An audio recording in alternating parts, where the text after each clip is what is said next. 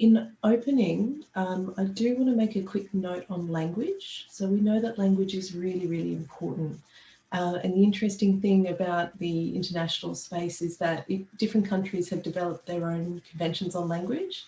And so just a note to kind of share that you might hear things and terminology be slightly different, and that's okay. That's just that kind of differences in how things have developed between different countries, and so we'll take it that everyone is operating in their best intention.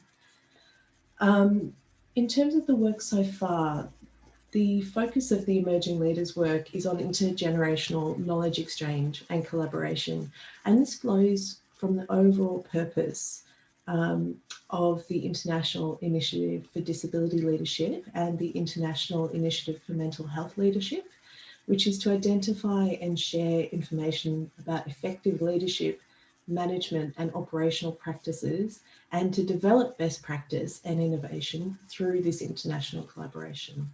So it's in that spirit that we're meeting today, and in that spirit that we're really working to embed new, young, emerging leaders in every space that we do, every space that we have. Please excuse me, I am a little fluey, so I'm not. Recording in progress. So the only other note to make about today is that this is a really unique space as well. So we have people with disability, people with lived experience of mental health conditions or mental distress. We have government, we have family members, we have service providers, we have academics, we have new emerging young leaders, and we have established leaders all coming together in that spirit of collaboration, innovation and sharing. And so it's a really unique space, and I really encourage you to just be open and explore that together. In terms of the emerging leaders work, it kind of operates in about 3 spheres.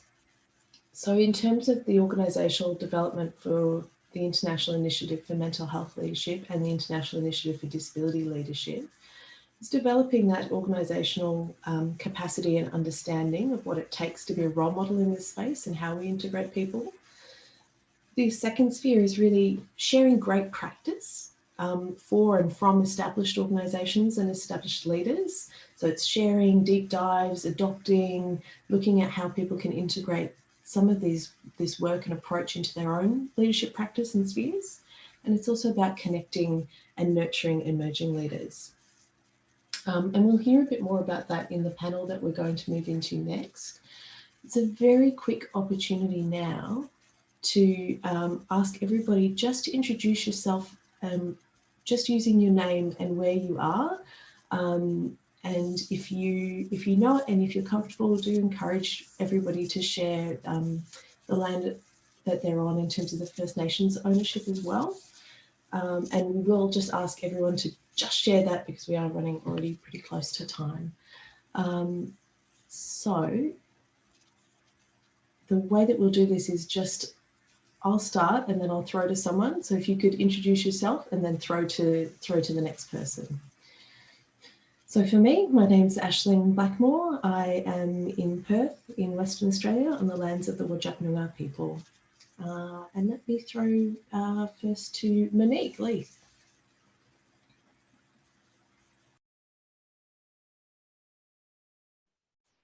I got Monique I'm right there. My name is Monique Lee. I'm from New Zealand, and the local tribe of Māori people in my area are Tiatiawa ka whakawangata. I might throw over to my friend Brian.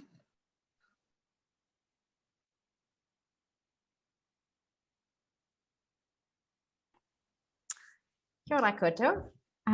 My name is France, and I am in Te Whanganui Atawa, which is Wellington or Punike.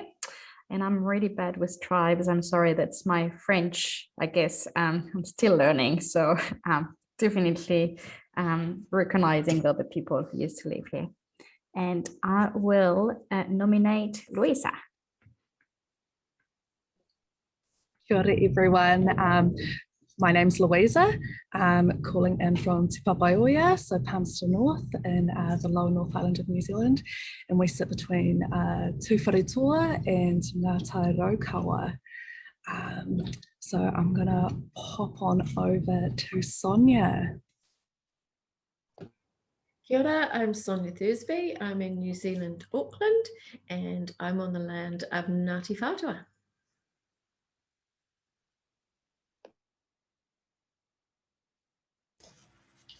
Eddie, Can I throw to Alice? Hi, I'm Alice Campbell. I'm usually based in Wellington, but at the moment I'm in Tauranga due to COVID. I don't know the iwi or hapu here, so I've had to look up a map because te awa me, I'm so sorry. According to this map, it's Ngāti Ranginui. And I'm going to throw over to Eddie. Thanks, Ali. Eddie Bartnick from Perth, Western Australia, and that's the land of the Whadjuk people of the Noongar Nation. I'll go to Christina. Hello everyone, I'm Christina. I'm from Sydney and I'm currently on Gadigal land. I will throw to Clayton. Hello, I'm Clayton from Sydney and I'm currently sitting on Gadigal and Wongal land. And Mogi. Hello everyone, I'm Mogi.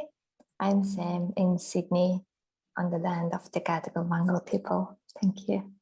I will throw it to Jane.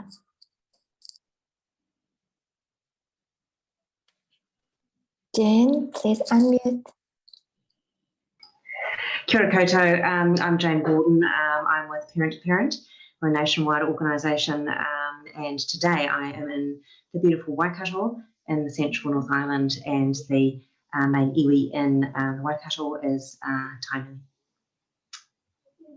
And should I pass to, I'm sorry, I've just joined, so in case we've already been to this person, Janine, can I pass to you?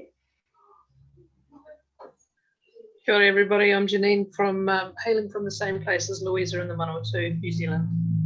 And I pass to Nicole. Hi everyone. Yeah, I'm Nicole. I'm on Wongal land in Sydney, Australia, and I've been making a list of who everyone's been talking, so I didn't forget. I might pass to my new friend Claire. Thanks, Nicole. Hi, everybody. I'm Claire. I'm in Whadjuk land in the Noongar Nation, which is Perth in Western Australia, and I'm going to throw to Annie. Hey, I'm Annie. I'm also in Sydney. I'm on Gadigal land, and I will throw to Alice T. Hi everyone, I'm Alice. I'm also on Gadigal land of the Eora Nation in Sydney, and I'm going to throw to Ashley. Hi everyone, I'm in Potts Point, which is also on Gadigal land of the Eora people, and we'll pass to Sean. I was also writing things down thinking, I'm going to get it wrong. I'm Shawna Mcguire. I am originally from Scotland, but I now live in Aotearoa, New Zealand, and I live in a tiny little village called Koputaroa, which is on the land of Ngāti Hua Ki. And I will pass to, let me see, who haven't we had? Running out of people, aren't we? I think we might have done everyone. We have a lot of... What about Stella?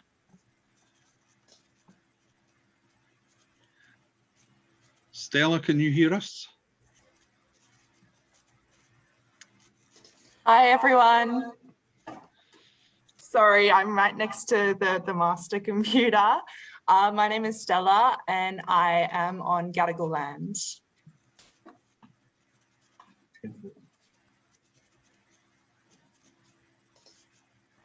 Have we been through everyone? Is anyone missing? I haven't gone yet. Lucy? gone? Let's start with Claire and then maybe move to Lucy. I know she had some parenting responsibilities. Yeah, hi, I'm Claire. My pronouns are they, them. I'm also on Gadigal land, and I'm not sure if we've heard from Marianne or Lucy. Hi everyone, I'm Marianne. I'm in Sydney and I'm also on Gadigal land of the Eora Nation. Lucy, are you ready?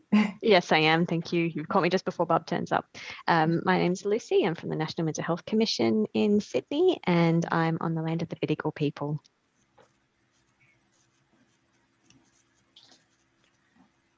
Thank you so much, everyone. Is there anyone who would like to introduce themselves who hasn't had a chance yet? Aisling, I haven't been yet. I'm Jay Lee. Sorry, Jay You're Lee. right. I'll get introduced anyways. I'm Jay Lee. I'm from Newcastle in New South Wales, which is on the lands of the Awabakal people. Hi everyone, I'm Ina. I'm on the Gadigal land of the Eora Nation in Sydney. Thank you, Ina. So, moving through our agenda, the very first panel that we're starting with is hearing directly from some emerging leaders and getting them to reflect on their journey. So I'd like to introduce our first set of panelists, which is Monique Lee. Monique is in New Zealand, as you heard. She is the principal planner and business owner of Leap Consulting. We also have Nicole Buffoni, who is a lot of roles. I know runs the Peer Worker Hub, content creator, facilitator, all at Plumtree. And we also have Annie Wiley, and unfortunately my notes have disappeared. Annie is the digital content lead at Reach Out. Yeah, more or less. Thank you, Annie. That's very, very kind of you. So to start, we're asking our three panelists to reflect on their journey so far, and we've asked them to tell a story of when you really felt a sense of being a leader, when you were feeling real pride and engagement and motivated. And so the first question is just to ask you to tell us, well, what helped you to get to that point and what contributed to that experience? And I might start with Annie. I'm unmuted. Yeah, cool. So I thought I'd talk about COVID because, you know, that's super relevant in this day and age, isn't it? So I hope everyone's not too sick of hearing about COVID. But when we went into lockdown, I think those couple of months were a time where I really felt like a really strong leader. And that was because I was a couple of things. I was responsible for a team. And I was responsible to like nurture and support that team through a completely unprecedented situation that we were all grappling with for the first time, including, you know, the leaders of our organisation as well. And also I work for a mental health organisation. And so whilst sort of hopping on Instagram and Facebook and TikTok was all about like, oh, you've got all this spare time in lockdown, so why don't you like learn a new hobby? Why don't you pick up this new skill? For us, we had more work than ever. And so that was like quite a strange, perhaps like jarring experience, because for us, we had more visitation to our service than ever before. And we had completely new ways of working that we had to grapple with in order to really serve our users. And so, yeah, there was sort of like an interesting space to be in and an interesting space to be in as a leader, to manage that for myself, to manage that for my team, and also to manage that within like leading a function within the organization. So yeah, that's definitely a time where I really like felt like I did things well. And I think there was a couple of things that made that happen. Firstly, it was about really kind of like recognizing that this was a really big period of change. It was an unprecedented situation, and that, you know, we were trying things for the first time, and recognizing that for myself in my own personal leadership, but also like really recognizing that in front of my team, so that we were all really on the same page, and that I guess I was showing that vulnerability, but I was also showing that there was something that we were thinking about and we were recognizing, both myself as a leader and the organization at large.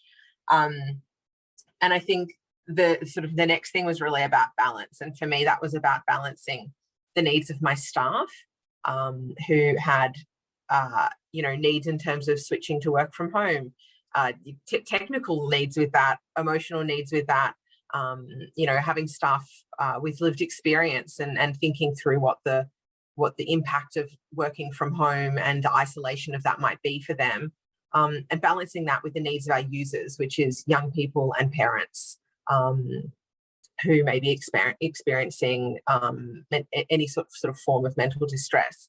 And that's obviously the core purpose of our organisation. And I needed to make sure that we were really showing up for our users in the best way possible to get them through this really huge period of uncertainty and change. And then I needed to balance my own needs as just a human, and also as a people leader and more generally a leader within the organisation, and balance the needs of the organisation itself. So the needs of the organisation very much crossed over with those three things, but it was sort of balancing those four things and being able to make decisions based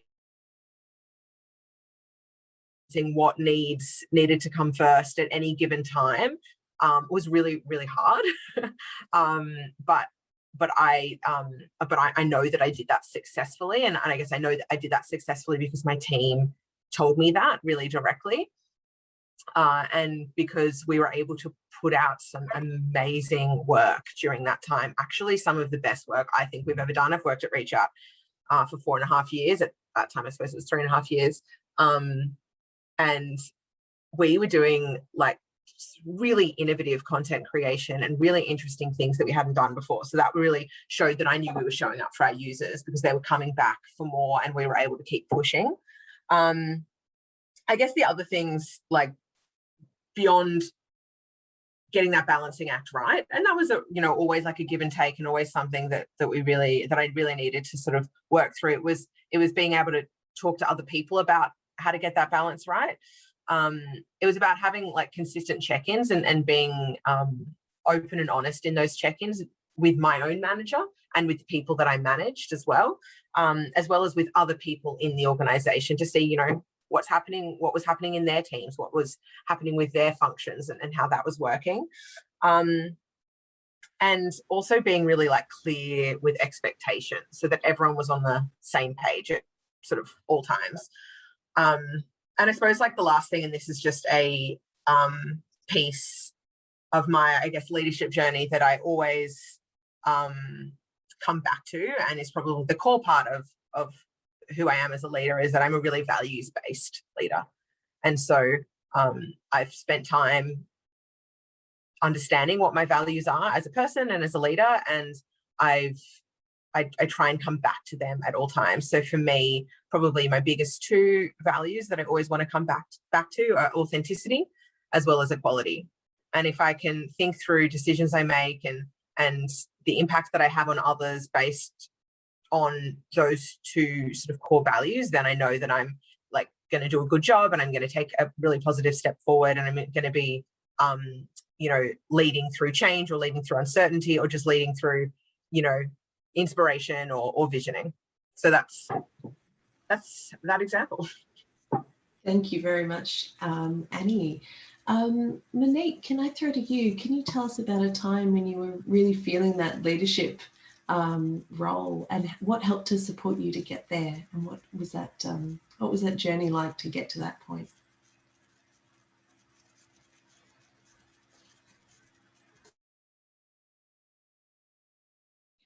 Sure. Kia ora koutou everyone again. Obviously Monique speaking. I think if I just wind back a little bit into who I am and a little bit about me, I'm hard of hearing. If I take my hearing aids off, I can't hear anything. I look forward and for the purpose of this meeting, I'm 100% reliant on my kitchen, which are working extremely well. So thank you very much to whoever's doing that. My hearing loss is hereditary. My mum is deaf, but that Jane has kind of jumped all around the generation. A little bit she has hearing impairment. And by trade, I am a resource and environmental planner. So I work a lot with government agencies and local government as well as private developers and job blog people on the stage. I guess the beginning of my leadership journey was when I decided to leave my job as an employee and go out on my own as an independent professional planner. That really did feel like a bold, brave thing to do for me, because there's just so many additional challenges that we have to face in terms of what if someone wants me out, wants to talk to me on the phone, or but some places that people probably don't think twice about were probably stopping me from doing that for quite a few years. So it was a big step for me, and I couldn't have done it without my family support, particularly that of my husband.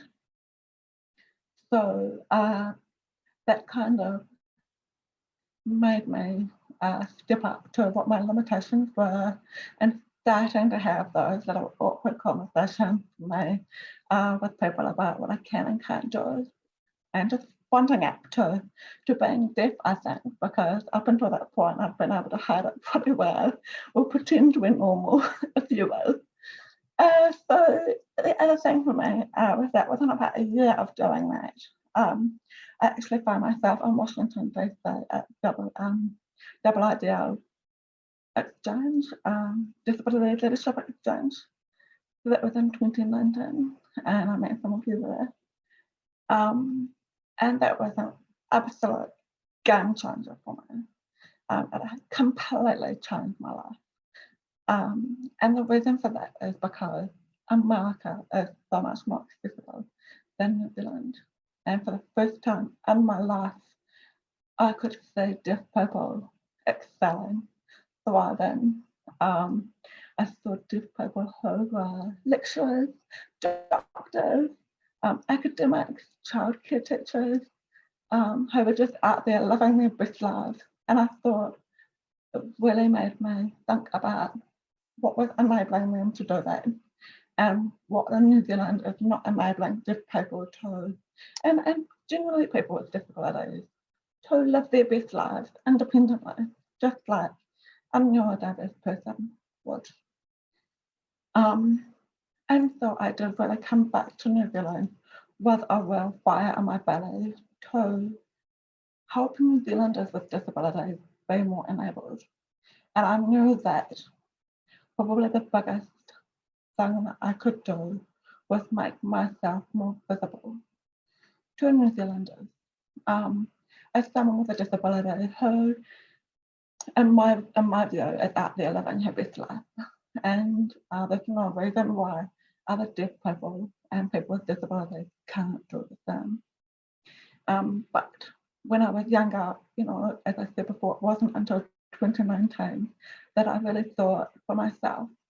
And so saying really is believing, you know, if you're not saying teachers, high school teachers, politicians, if you're not saying then those sort of role models that look like you or sound like you or face the same challenges as you, then you're never going to think that future is for you. We really need to have that representation at those levels across every industry in New Zealand. And I know I have a role to play with that. So coming back, I really did just, instead of hiding my disability, I've really embraced it and accepted it as part of my identity and talked about it more. And instead of not joining groups or organisations, voluntary organisations, for example, the local Chamber of Commerce have wanted me to sit on their board for a while. And so I did. And instead of just sitting in the meeting and not hearing anything and getting frustrated, I spoke up and I communicated what I needed. And what I've seen on that is people really do want to learn about disability. People really do, they want to know and they want to support, they want to be inclusive and accessible. They just don't know how to be because they're not around enough people with disabilities to do it. And so I think from that, my confidence has gone, and you know, that shame has slipped away. And I think last year, I was elected chair of the local Chamber of Commerce, and so that has been a real opportunity to educate more, advocate more, and I have felt like that has been, I guess, successful in a local sense because more people are being educated, and that's what it's all at. So there's a couple of things there that really marked or empowered me to step up into leadership positions. One thing is believing, absolutely finding a tribe of supporters. But the other thing I think that is really fundamental is that I would never have gone to Washington if it wasn't for a local disability support provider. And that is Community Connections, who are a leading support service provider in New Zealand. The CEO there, John Taylor, he's probably been to these things every year for a number of years, and he is very much an established leader in this space.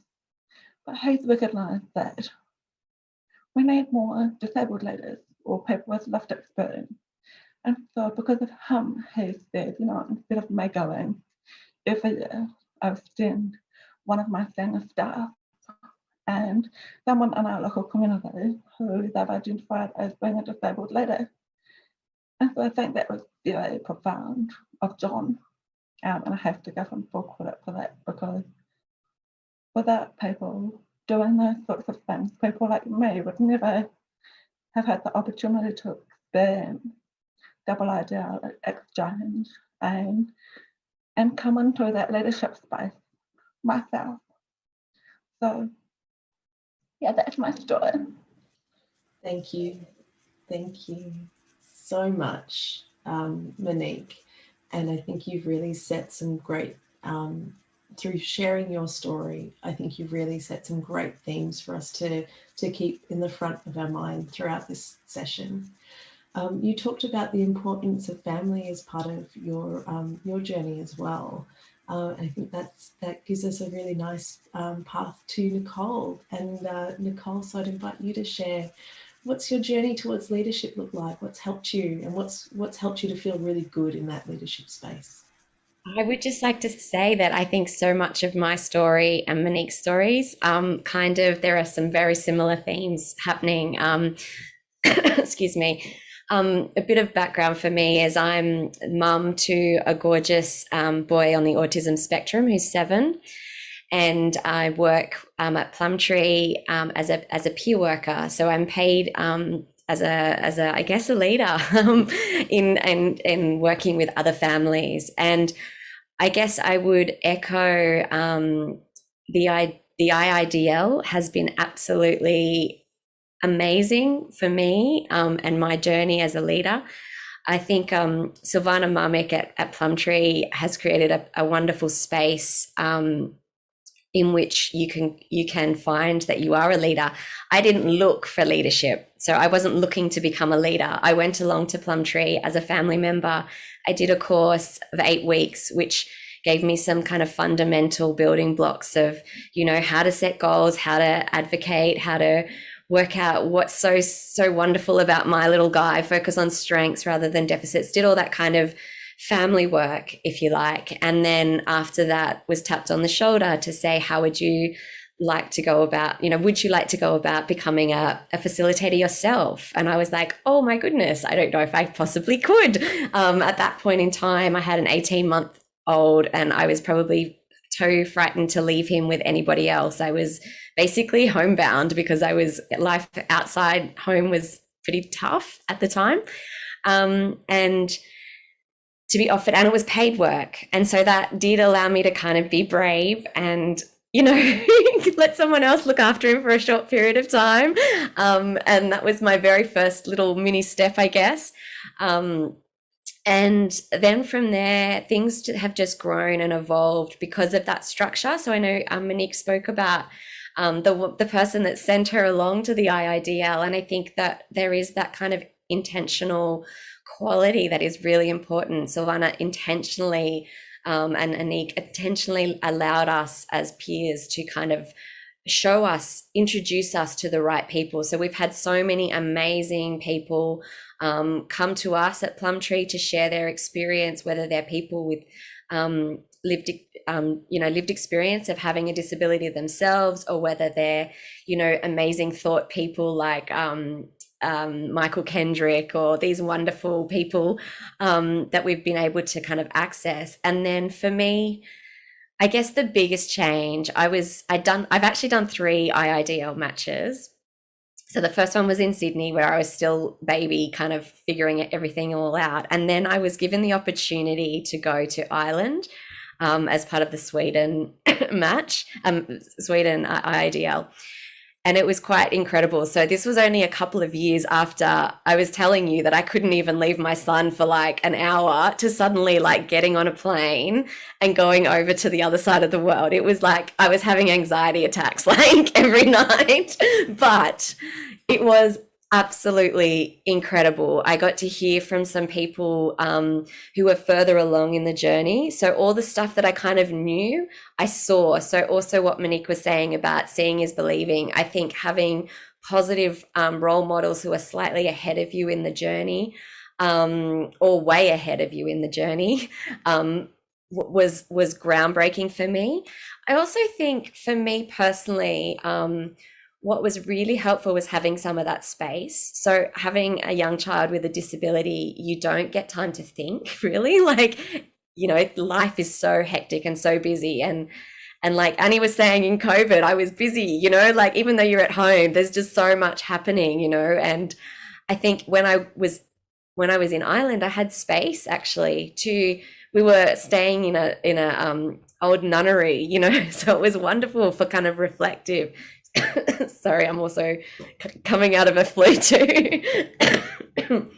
So having that space to think and reflect, talk to people and unpack some ideas, and then also having some individual reflection time. Even the plane, on the way home on the plane, I basically wrote this presentation that I went, because I'm like, I want all of the peer workers and all the families to hear, like I wanted to just impart everything that I'd learned and give it back. And so I literally sat on the plane on the way home and basically wrote this presentation. And then it wasn't until I gave that presentation at our family conference and got to kind of say, this is everything that I felt like, yeah, I'm a leader. I deserve to be here. I've got something to say.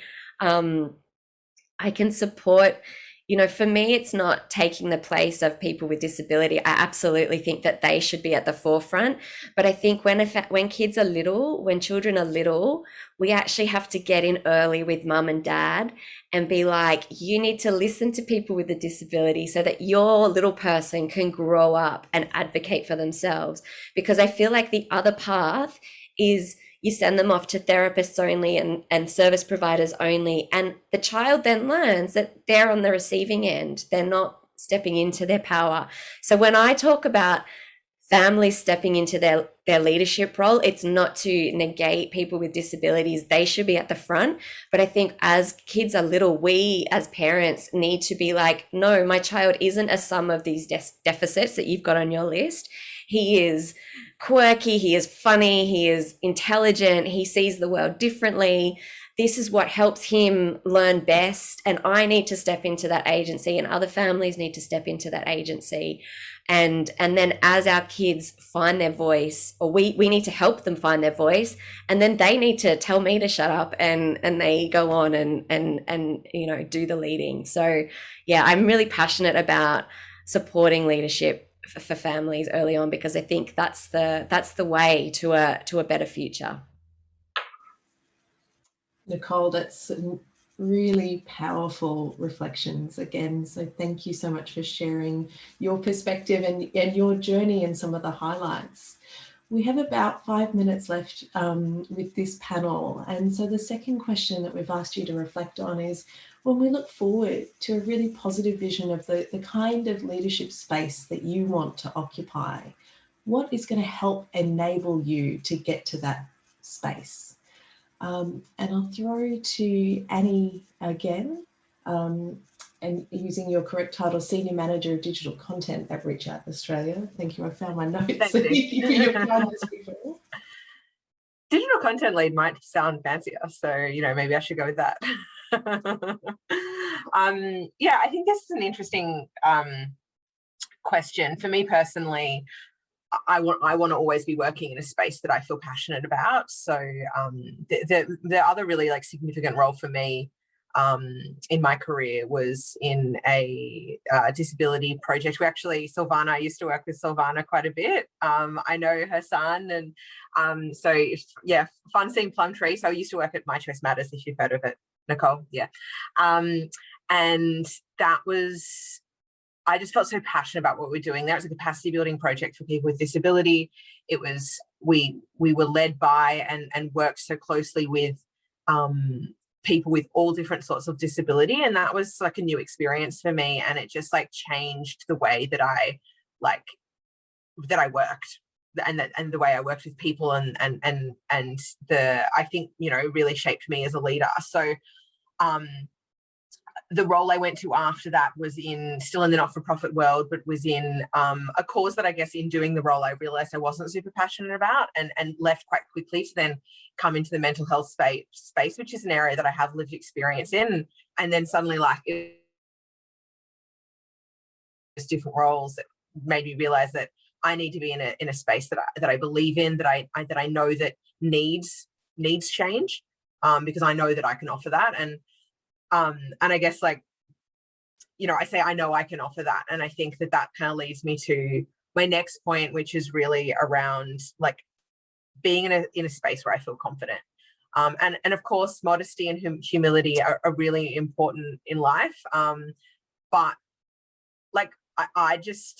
I want to own it when I do something good, and I want to own it when I feel really confident about something.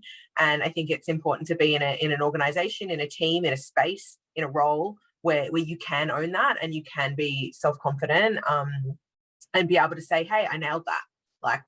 I did a really great job of that, and that be okay, and that be encouraged, to be honest, in recognizing, your strengths. I mentioned my values before. I want to be in a space, and I should always be in a space where I can really lean on my values to get me through decision making and actions. And I think the last thing is really around being able to create a vision for organizations, for teams, for individuals that I work with, either as a manager or as a peer and colleague. I am somebody that thrives in being able to look at the bigger picture. I'm not a detail-oriented person. I know that is one of my weaknesses, and so I put things in place to make sure that doesn't hold me back. But I love being in big picture spaces, and I love being able to vision. And I think as a leader, I think that everybody in an organization and in any space can contribute to a vision. But I think as a leader, what your role is to take all of those contributions and turn it into a vision. And that's something that I love doing, and something that I'm getting more and more opportunities to do in my career. And so, yeah, I think that ability to make sure that all the voices are heard in coming up with some really great step forward or some really great idea for the future is what I see as a really great example of leadership, and collective leadership and positive leadership, and really leans on those values that I have of authenticity, because that's something that I feel strongly about and feel that I'm good at, and equality, because it's something that really speaks to involving everybody and being able to synthesize what everybody feels is the best step forward into something really strong and powerful and inspiring. Thanks, Annie. There's some really great reflections on what's going to enable your leadership, and in particular I want to highlight those ideas around passion and congruency and knowing yourself in terms of being able to grow and enable your own leadership. Monique, I know you need to leave us, so I wanted to give you the last word on this panel. So Nicole, can I invite you to reflect on, when you think about your future as a leader, what's going to enable you to get there? I think being involved in co-design has been really powerful for me. And so I think extending on that and continually being offered those opportunities where you get to have a voice with people that are slightly ahead of you in the journey, but also listen to you, and you can see everyone's different perspectives. I've learned a lot from that already, and I think more of that would be amazing. And the other thing that's, I think, particularly helpful is being around, you know, I don't know if mentor is probably a good word, having a mentor, but also having a mentor that, you know, steps back. So what's one really nice thing that's that I've noticed in the last few years of my leadership is I've noticed the people ahead of me have often stepped back and allowed me to step forward. For example, I was hosting our little match at, you know, family leadership match, and that was a big step forward for me. And that was only enabled by, you know, the people saying it's time for you to step up and into that, and giving me confidence to do that. So I think that's really important. I think working with families, in particular, families when they're in the very early stages, like whether a child has just got a delay, might not even have a diagnosis yet, and they're kind of in that overwhelmed stuff. I think also having the support of, you know, I guess that awareness of overwhelm and how we can give them. So one of the things about being a paid peer worker is that actually enables you to do some more leadership roles. And so I think, you know, making sure that leaders are paid properly and paid so that they can actually have the capacity to physically do that if they've got additional needs that's beyond, you know, what you can see here in a Zoom room when we've got our nice pretty plum tree trees when the 7-year-old's running around. It's good to have that extra additional support of that as well. Thanks, Nicole. It's a really important enabler, is that kind of financial freedom as well. So Monique, last word of the panel. When you look forward to your future of leadership, you've talked a bit about what's enabling for you and what's enabled you to get here so far. Looking forward to the future, what's going to continue to enable you to step into the roles that you want to step into? Yeah, I think that definitely having people around you that are allies has been and will continue to be extremely important for me. I know that I need to keep, you know, I'm just someone who's got a disability, who's living her life, but I know I need to be the same, because our deaf kids are coming through, kids with disabilities. I need to be able to say that they can do anything to, or what they want to do too. So I need to keep being the same, and in order to do that, I need to keep stepping into the arena, if you will, and making myself visible, taking on those roles that have visibility, you know, whether it's at education forums, or if it's in the media, or if it's on local organisation committees, whether it's representing to local government or central government or whatever it is, keep stepping into those roles. Yeah, allies are a really big thing, and I really want to keep growing that.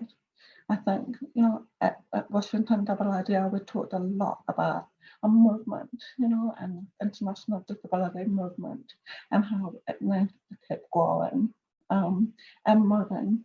And so I do feel very passionate about recruiting people into that movement, particularly able people, because they're the ones who ultimately need to be educated, be exposed to, have experience of people who are not neurodiverse. And so that's a big thing for me. I think also that, you know, there cannot be just this one time where this deaf girl ran a business in Kapiti, or when New Zealand had this deaf chair of the Chamber of Commerce. You know, if that was just a one-time thing, we wouldn't have had an impact.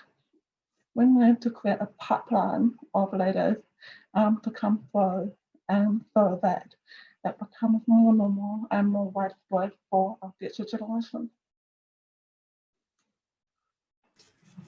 Thank you, Monique. That's a fantastic call to action to finish this panel on. So thank you to all of our panelists, a big round of applause. And thank you for sharing your experience, expertise and wisdom. So the next section, we are going to break into 4 breakout rooms.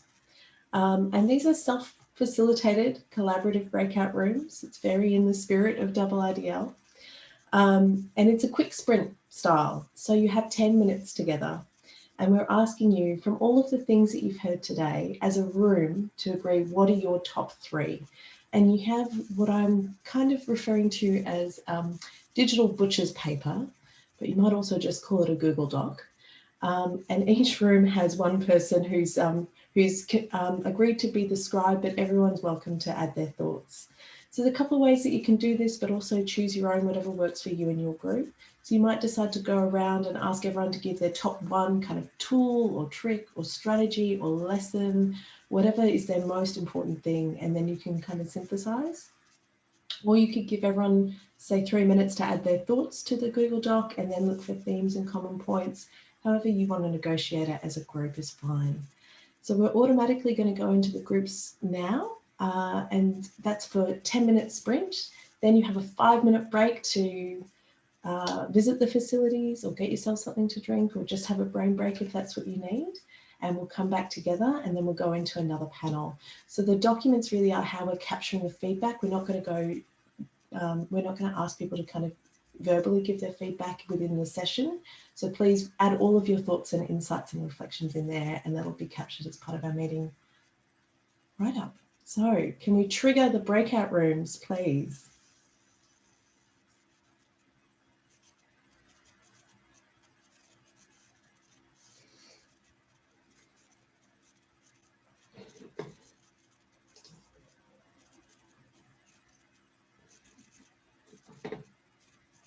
Hello, everyone. I think this looks like our group. Okay. This is your group, guys. This is Simon from Technical here. This is your breakout room just here to the main room as well. Yes, thank you. So to invite everyone to bring themselves off mute, we looks like we have 6 of us. So I'm delighted to see you all. Does anyone want to go first in terms of just maybe their top 1 reflection or insight that they've gained from the panel today? Hi everyone, my apologies for joining slightly late, but I did manage to hear one of the speakers just talking about what a difference it had made to her for leaders in her organisation to give her opportunities to step up, and I thought that was a real reflection that struck a chord with me, that you know, to create space and encouragement. And sometimes I think the people that are waiting quietly to be shoulder tapped are quite possibly those who have considerable potential as leaders.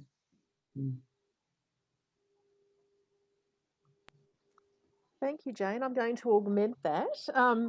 I heard about half of Monique, I think, so I came in there, and I was really taken in the wrap-up thoughts there. A couple of things came through to me. One of them was the community stuff, having people around you who are in the same space, and I'll share more about that with you when I talk in a little while, but that really struck a chord with me. But the other one was the visibility thing.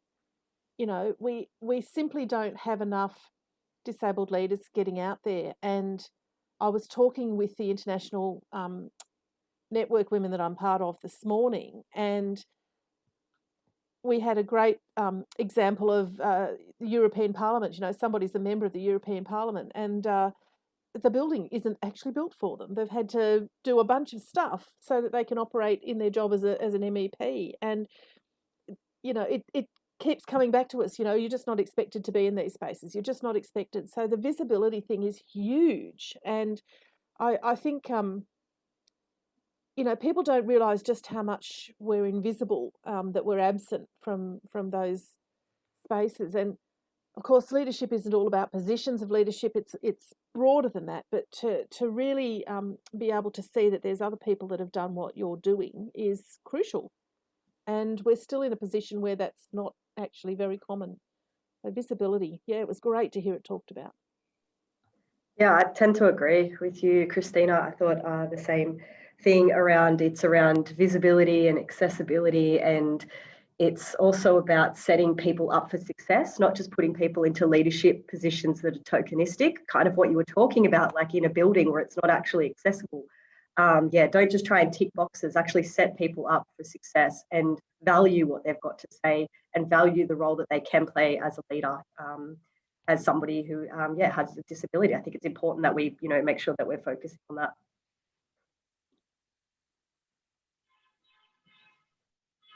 The other thing I picked up from the speakers before was also just having that pipeline of leadership coming, that it's not one person or one new voice, it's those kind of pipeline of different voices and different perspectives coming through. And I think, my area is mental health and suicide prevention. And I think there's never been a time where we need different types of leadership. And so how do you create those pipelines for a different type of leader and different types of knowledge coming through to have an equal seat at the table and not a different level of seat at the table? That's a great point, Jaylee. Something that I thought each of these emerging leaders did was kind of acknowledge in their own way how much leadership is very much a work in progress, and that they seemed very comfortable with the notion that they were using language like it's a journey, and they could recognise the distance they've come. But I think I really loved hearing how open-minded they were about what's yet to come as well. I'd argue it's a journey for all of us, so it's good to learn that early, I'd say.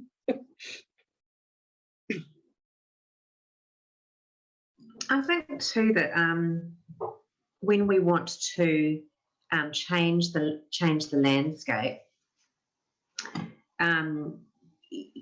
those of us who are in existing leadership roles, I think have to be quite intentional about looking out for people who aren't yet widely known, and looking for potential and talent with a really wide lens. What I see in New Zealand, particularly in relation to searches for people in to fill governance roles, is that a small group of people gets very well known, and then they can get overwhelmed, or a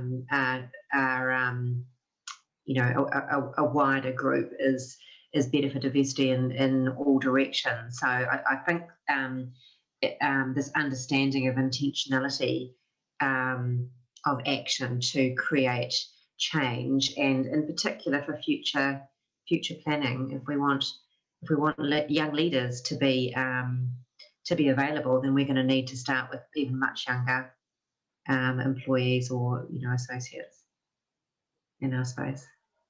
I think that's a really great point, where when you're looking at emerging leaders, it can often be someone that's kind of worked really well with you. And I think it's kind of important with that diversity to look at leaders also that do challenge or do have those different perspectives, because you're right, you'll end up kind of down a funnel of groupthink if we always kind of look to that one group, whereas if we are expanding it, that's the only way you're going to have continuous improvement in practice and like quality of service as well. Yeah, it's interesting. I'm always wary. I love the term emerging leaders because it's not age specific. I'm always wary of assuming that emerging leaders are younger than a certain age, because particularly in the disability community, what we know is big chunks of us actually miss decades. So people might not get out there and start being active until later in life, seemingly when others are supposedly in mid-career, they're just starting. So that emerging term, we even have to be flexible about how we look at that, and the importance of that being seen as an indicator of probably the confidence level of the person and the skills that they've picked up, rather than the age specific stuff. I think that's important.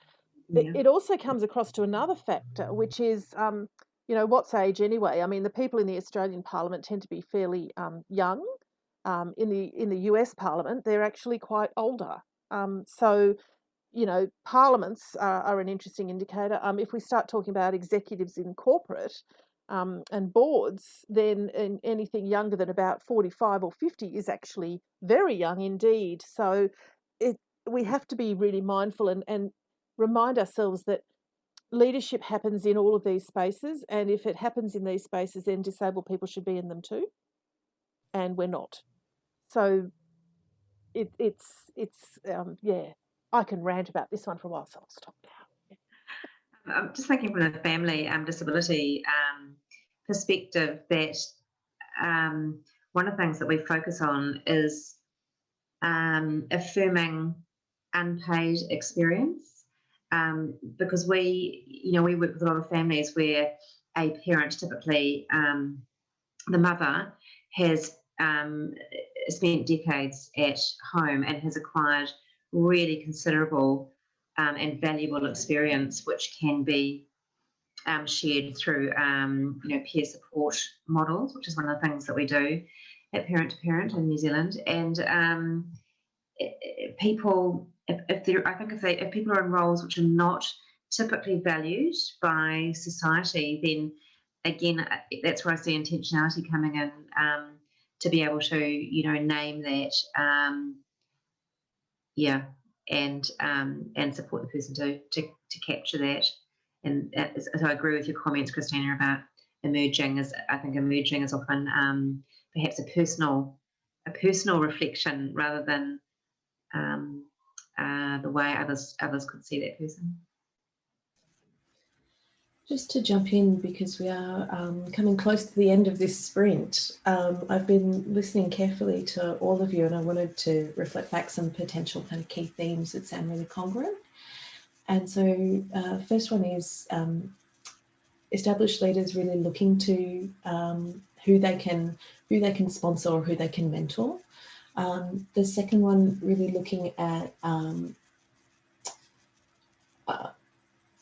oh God, I've just had an absolute brain freeze.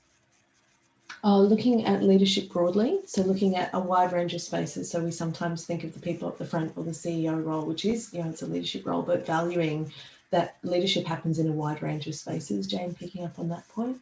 And then the other principle that seemed really clear was leadership being a journey, leadership not being something that you get to a point and you're done and you're dusted and you can become really rigid then. How does that sound, or is there something else that feels really important for people? I just had another thought, which is that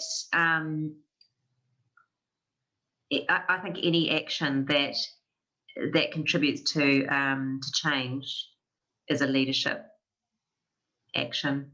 That's just tying into your point about not being restrictive in how we see leadership occurring.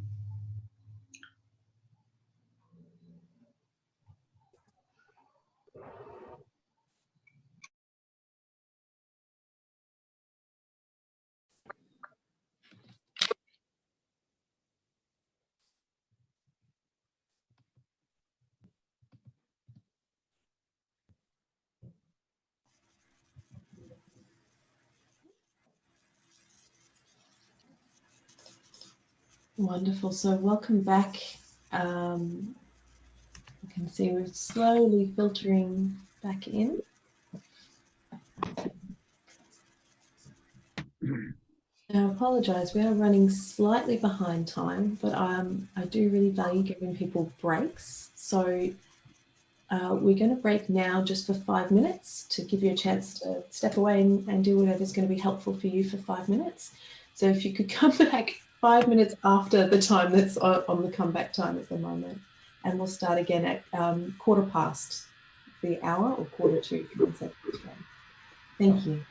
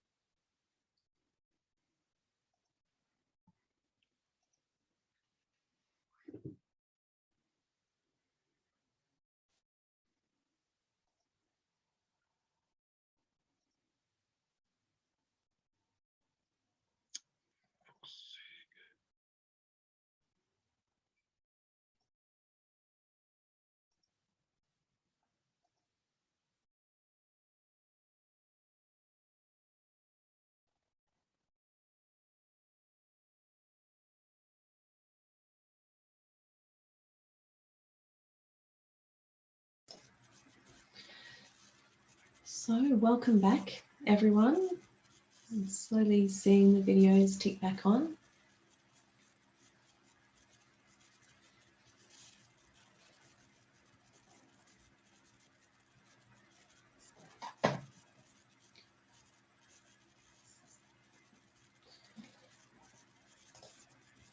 So we're moving now into our second panel for this session, which is, we've started with our emerging leaders and reflecting on their journey, and now we're coming back to our established leaders and established organisations and asking them to share, well, what is it that you do and you see works really, really well to build, nurture and develop emerging leaders? And what are the practices or policies or strategies or behaviours that you use and that you wish every other organisation and leader would adopt? We've been really disciplined with them, and we're asking people to only go for 5 minutes in sharing their absolute gold so that we can continue to grow the good. And I would like to start with Christina Ryan. So Christina is the CEO and founder of the Disability Leadership Institute here in Australia. So Christina, take it away. I'll give you a wave with a 1-minute warning. Absolutely. I've prepared something earlier, Ashley, so I hope it's all right. Hi, everybody. I'll just start by acknowledging that I'm on Ngunnawal land coming to you today in outrageously damp Canberra. I can't call it beautiful today, it normally is. I'd like us to start by thinking, what do we mean by disability leadership? And this is a question that I've often been asked over the last 5 years since I founded the DLI, DLI, Disability Leadership Institute. Try saying that 85 times in 5 minutes. This is why we call it the DLI. So firstly, it's actually about disabled people doing leadership. I mean, duh, okay. But what we've also come to understand over the last 5 years, that it's actually a specific field of leadership that's growing as we learn more about the unique way that disabled people do leadership. And it was really great to be able to come to most of the last panel, because I think that was a really good illustration about disabled people doing leadership and some of the things that that means. So what the DLI has done is build the world's first community of disability leaders. And we've developed specific disability leadership development and support techniques. We're modelled on organisations like the Institute of Company Directors or the Australian Women Lawyers. Absolutely, I have no shame in my ambitions. And that means we're a group of professionals and we have a community of practice. So the centrepiece of the DLI is our membership. We have a membership system, and this goes alongside our major program, the Future Shapers, which is the world's first disability leadership program, which has been developed and delivered by disabled people. Still open for enrolment until the 30th of June for this year's intake, by the way. Contact me later if you want to talk about it. So at the DLI, what we use is vertical leadership principles across all of our work. And through this, we actually harness the incredible asset that disability provides to leadership practice. Apart from resilience, we also have high levels of lateral thinking and problem solving. And I've got a nifty HBR article that tells us that we're 10% more innovative and lateral thinking than other workers in your workplace. We also have a strong collaborative streak, and that goes hand in hand with disability leadership generally. And just in talking to the Future Shapers group this morning, that this year's program, we were talking a lot about collaboration, because often we're not people who operate fully independently. So that helps us to get into that space. The focus of the DLI is on building leaders who use their disability rather than mask it, so that they bring their full diversity into their work. When we were first building the Future Shapers program, we had to think of a few things. We had a few considerations. So I'm just going to whip through a bit of a list here for you. It needed to be credible to mainstream employers. If we want to get out of working only in disability-specific spaces, we actually need people in corporate, in government, in all of those zones. Then we need a program that's actually going to be credible to those people. There's a wealth of entry-level programs that are claimed to be about leadership, but really what they seem to target is just getting a job, fundamentally. They're not targeted at existing leaders or high-potential fast-track talent. So that was a distinct gap that we identified through our studies and research back in 2016. The program needs to have elements which explore the experience of being disabled while doing leadership. So this aspect seems to be unique to the Future Shapers. The program has to provide participants with high calibre leadership development so that it's recognised by mainstream leadership developers. You can't go out there and talk leadership in the leadership sort of development community if you're talking about self-advocacy, for example, which I see as a form of leadership, but most people in that high calibre space would not actually. It has to be recognisably a leadership program. It has to be accessible to people, so we've made sure that we've done that. It also has to be a safe environment for disabled people to actually talk about themselves and their leadership without encountering barriers and ableist attitudes. We discovered that people had actually foregone leadership development or participated in mainstream programs, which they then dropped out of because this was actually a problem.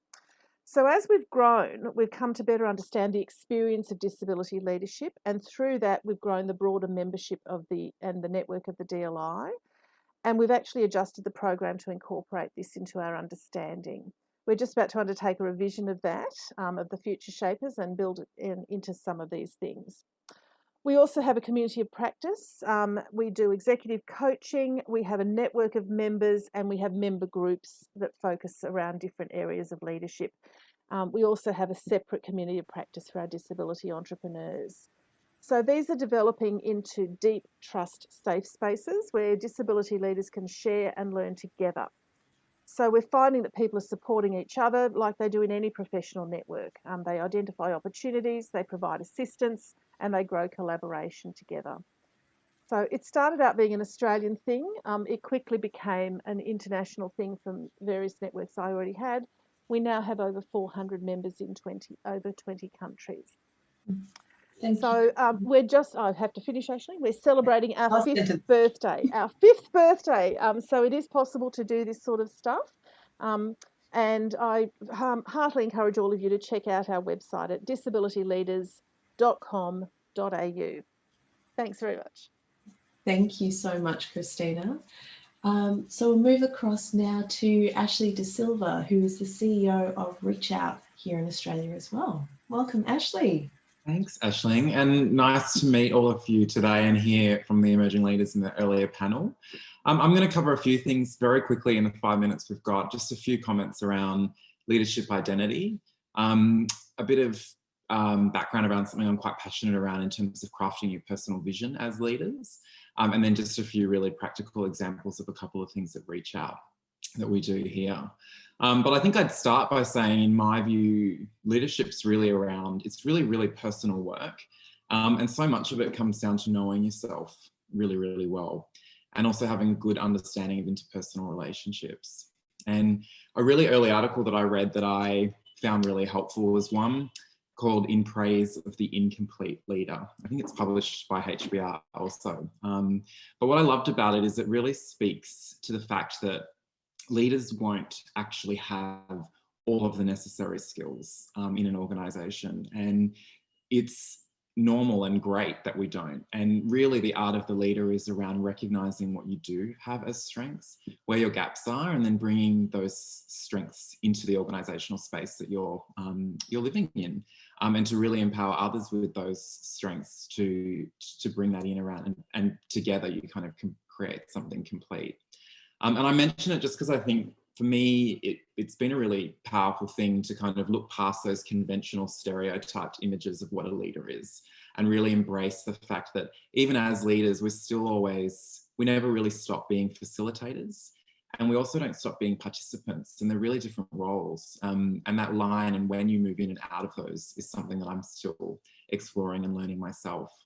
But I'm really a big believer in the kind of mindset that I'm talking about, because when you're doing a lot of the change work that we're doing and we're called to do in the sectors in which we work, I think this deep understanding of leadership and people is critical. And it actually, there are so many human traits that actually block inclusiveness, particularly when you're working in complexity, and it's a real shame. And I think the easiest thing people can do is sit in, a position of rightness, or defend their territory from others. when that's such a defensive and fixed posture to take. And I think it really ignores the nuance of what we're doing. And I think leadership is actually very nuanced work. And so the braver thing in my perspective is to really lean into that complexity and to really consciously craft leadership skills that I think we need, which is what, you know, I can hear from the speakers today, and I know many of you are already doing. One of the things I try to do at Reach Out is really encourage our team to be able to think about their personal vision. And really what I mean by that is it's their own concept of who they want to be in their ideal self. And it's one that's really hope driven and ideally very unconstrained in their thinking. And it's often buried beneath layers of kind of who we should be, or this idea of an ought self. And I think it's fundamental in leadership to kind of peel back. And Annie spoke a bit about things like the connection to values and the things that guide us, to have a really good sense of what is stretch for me and why would I want to stretch in that direction. And really the opportunity being one where it's you defining who you want to be, not what your boss or manager or someone else thinks would be good for you. And it's not actually easy to facilitate that in others. And so one of the programs where we'll be running this year is a training program for our people leaders to support them not only to better strengthen their own personal vision, but to ideally be able to help coach that in the people that they work with too. And we've done similar programs in the past around things like proactive learning and that idea of taking control of your own leadership development. So programs that help early managers gain skills in conceptualizing their career, understanding their learning orientation, knowing how to identify blind spots, and build plans to develop the behavioural goals that are important to them. And one final thing is just the importance of renewal in leadership and having a really clear picture of how we take time to renew. It's really critical in how we turn up for people. And Reach Out had an existing policy, but I'm mentioning it because I don't know that it's very common, but it's 5 days paid leave, which is called reflection leave. And it really is there to help employees take time out of life, of work, and to connect with a deep question for them. And often, but not always, it can be something related to leadership. But I mentioned it's just an important tool in making sure you are looking for ways for people to take renewal outside of life as well. So thank you. Thank you so much, Ashley, for those reflections. So I'd like to invite Sonia Thursby to share her reflections on building, nurturing and developing emerging leaders. And Sonia's the CEO of Yes Disability and joining us from New Zealand. Oh, thank you very much. It's amazing to listen to all the stories, and what's really encouraging is to see the synergies across the sector and hearing different people's voices. So that's amazing. So here at Yes,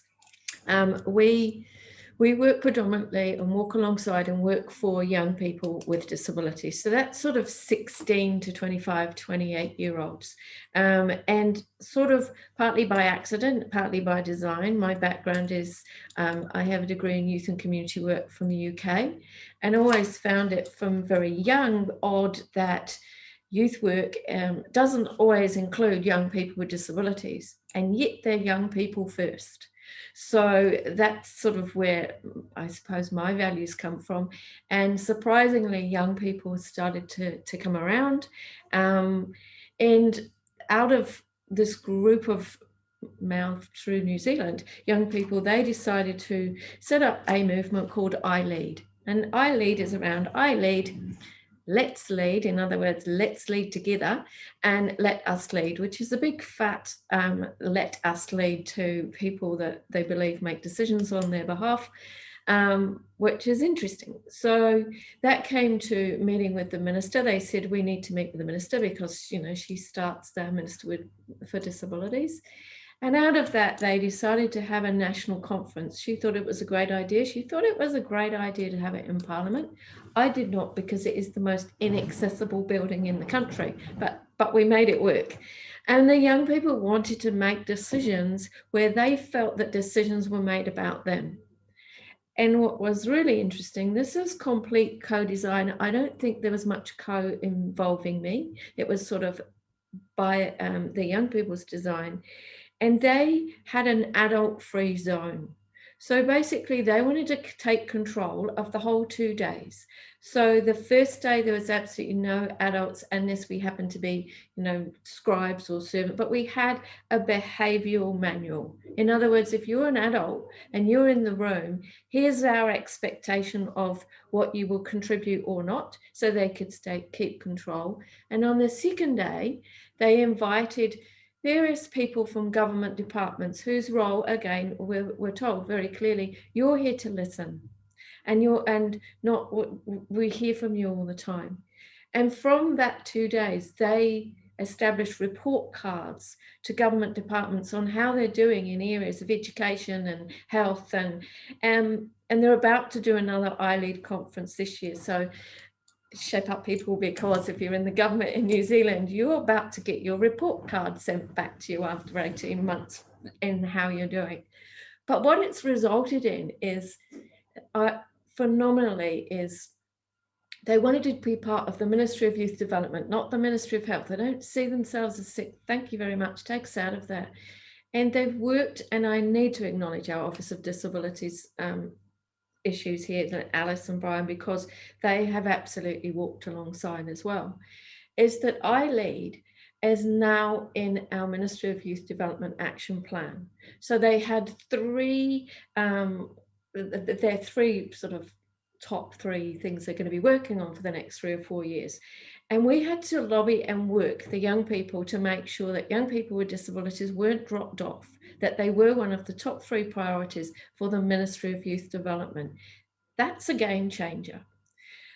But if I take it right back to the beginning, one of the things I think I learned is when you're working with young people, and in particular our young people with disabilities, and you see their leadership, is they don't, but also our first thing is to do a values workshop.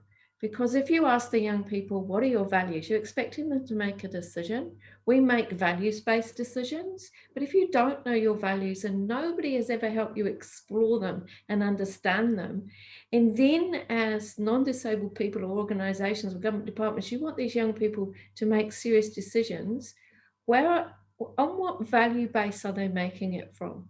So that's where we start. We start with our values workshop, and it's always really cool. And I'm 63, it's fantastic for me to revisit my values, because if you can always have them in front of you, then you stay in your own personal integrity. And so that's important. And failing, holding a safe space for young people to fail. It isn't always going to work. And so let's just acknowledge and accept that actually that's pretty cool. We're training some government departments on, sometimes they will give us a contract to do something and it doesn't work because, one government department gave us some money, and thank you, and it was a great project that the young people came up with. It didn't work. So I have a very expensive logo for a project that doesn't exist. But my job is to make sure that that's okay. It's a great logo. It's a great name, but it didn't work. But my job is to actually stand and say, and that's okay. Everybody is allowed to fail. So co-design is important, knowing your values, acknowledging your leadership. And I think that movement of those of us who are the allies and enablers hold the space. We don't need to be in the middle. We just need to be holding it out here. And when I'm older, coming towards the end of my career, I can afford to make mistakes and upset people, so I can hold the space very nicely. So I appreciate being here. I love one of our young people to speak to you next time, because they're powerful. But right now I'm holding the space from them, and I'll tell them you're not too scary. So thank you. Sonia, thank you so much for your reflections. So of course, the international part of the names of IIDL and IIMHL is really important, and it's an important part of the value that we bring to our network of members. And so we have 2 pre-recorded sessions, contributions that we'll go into now. So the first is coming from Canada. So this is Shawna Mcguire. I'm sorry, I've probably butchered that. She's the Executive Director of FRAME, which is a network building best practice in youth mental health and substance use in Canada. So let's hear from Shawna.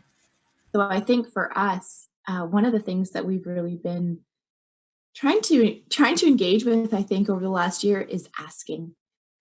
So we ask a lot, right? It's sort of a simple concept, but sometimes our most simple concepts take us the furthest.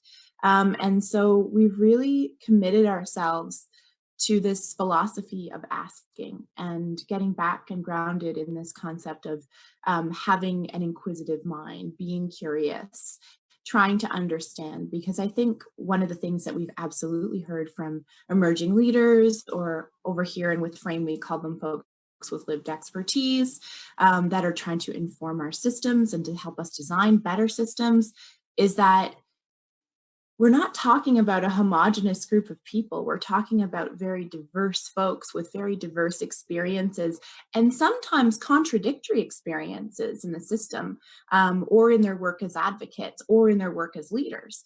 And that's actually the most important point, where we have that intersectionality of disagreement or of oppositional experiences or different experiences.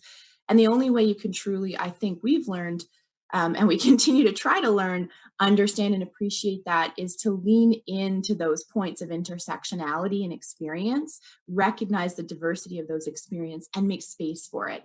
So I think for me, if I'm kind of thinking about the journey and how we've gone about it as an organization, and where I think we are going to continue to go because we've seen some success, is that concept of being inquisitive, asking, really learning with that sort of deep listening to those folks that are working in the system, advocating and trying to lead, to understand what's important to them, what's needed in the system, what hasn't worked, but also what are some of the visions and solutions that they think might work. And so one of the things in relation to kind of the policy and our practices and our strategic plan is that co-development aspect with emergent leaders or with folks with lived expertise is really critical. But I don't think you can develop those pieces and leave them if you want them to have impact and if you want them to mean something to the organization. So I think revisiting them is important. I think discussing them is important. I think basing them in some of your other kind of components of your house structure is important. How do they link to your organizational key performance indicators? How do they link to the way that you evaluate yourselves, the way that you ask for feedback, the way that you engage with youth leaders or family leaders or caregiver leaders, advocates from across the system, in terms of understanding how you're doing? We need to tie these pieces together, so that how to make these pieces live is something that we've really been learning. And in the absence of some of the things like key performance indicators right out of the gate, we didn't have that. At one point, we didn't have a strategic plan. And so over time, as we've built these things, we've built them with intention, especially in relation to youth. For us as a sector, I think when someone sort of first comes in to informing system work and they really want to share their lived expertise to inform system work, one of the things I think we say as organizations is, be loud, use your voice, share your story, without, any sort of with no inhibitions, kind of tell us what we need to do, how we need to do better, where we haven't delivered. And this is a really critical reflection for us as a system, is a really important conversation. I don't know that we've done a great job of having the diversity of perspective that we need to then build a new system based on that. However, I also think that we sort of really promote advocacy with the concept of dismantle the system and advocate. And those are great things. Those are needed things. But then as organizations, this isn't an individual issue. This is an organizational issue. We say all those things. We want all those things. We kind of move through the challenge of figuring out how to incorporate that advisement and that lived expertise. And then especially for youth, there reaches a point where we're not a youth anymore, according to the system. They're not a young person anymore. And all of a sudden, we kind of shift as organizations what we want from them, right? Be cooperative. Don't be critical. Help us build. Get on board. And so we kind of have this very dichotomous approach in the sector to what we as organizations and what the system tells folks who want to use their lived expertise and want to use their leadership and their advocacy to support designing and building the systems that we need. This dichotomous piece around, you know, be a detractor, dismantle, be vocal, challenge, to that's challenging to work with now. So we're going to step out of working in that space and with that individual. And I think we do more harm there than we realize. And so one of the things that I think we can do as organizations is pivot on this piece and say, you know, what we're really going to try to do is build transferable skills for folks to be able to use their expertise and their leadership throughout their lifetime in this sector and beyond. And so really supporting amplification and impactful use of lived expertise or leadership across the sector or across the system, I think is really around reciprocity and mutual understanding of how decisions are made. So I think for us. Thank you. And so we're now going to move to hear from Charlie Mcmillan. He's the Chief Executive of the Scottish Commission for People with Learning Disabilities.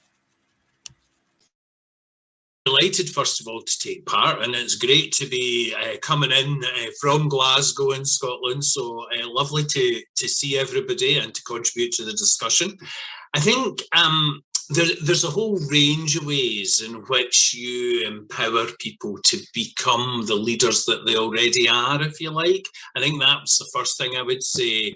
It's not a thing that you train people in, but there are skills that you can help with people's leadership approach, and letting them know how important being a leader is in terms of what they can contribute to society, to different organisations, or indeed just to their own lives if should they wish as well, because I do strongly believe leadership should not be approached in terms of, oh, we need leaders involved in X. We should grow leaders and they should emerge in the language of IIDL in however they wish to and whatever they want to do, that's how.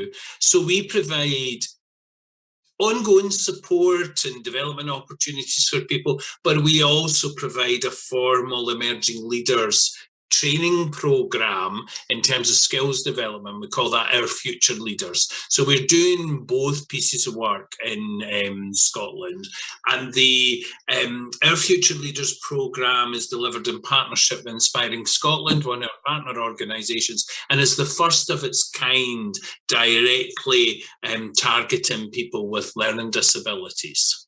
That people are ready, willing and able to step into that leadership space, that for too long, I think a lot of the structures and bureaucracies that we have actually flattened people's ability to engage with leadership opportunities. And by creating something that nurtures new leaders, actually they've just right in there and actually taking forward the development of the programme itself as well. We're on to the second cohort of people, and already it's growing and developing. And the first cohort, the first graduates that we have are actually finding places that they have become individual leaders as well. So I think it's never underestimating how ready people are already, and we'll give them the opportunities and they'll flourish. The first thing is to understand what leadership is, and being clear that leadership is not about management, and it's not actually about becoming part of a structure for the sake of it. This is something completely different, and it's much more about an individual, the strengths that an individual brings, and then what they might want to do with their leadership skills and abilities, and looking for those opportunities. So I think it's really important that organisations don't go in thinking, we need leaders to be involved in X, Y, or Z. Actually, let's just invest in people and see where that takes them. So I think it's about having the support, in our case from the Scottish Government and from our partner Inspiring Scotland, to say there's actually not an agenda here.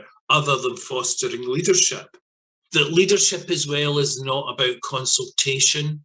Time and time again, we hear about consultation and, oh, can we involve people with lived experience? That's not about leadership.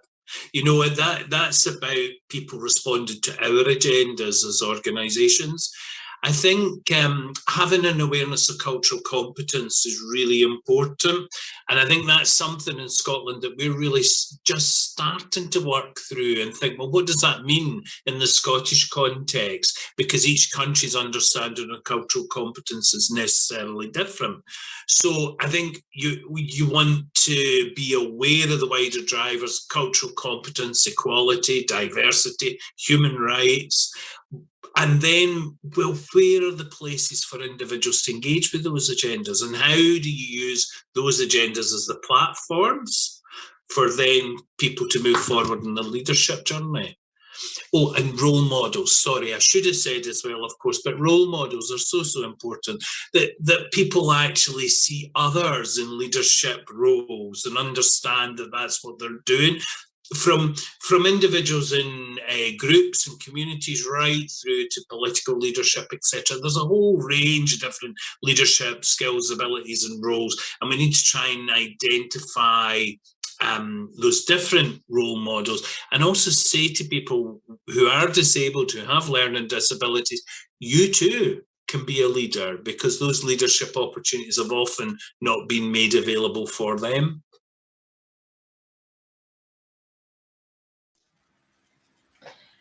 And our final contributor to this panel is Dr. Jalea Skehan, who's the director of Everymind. So over to you, Jalea.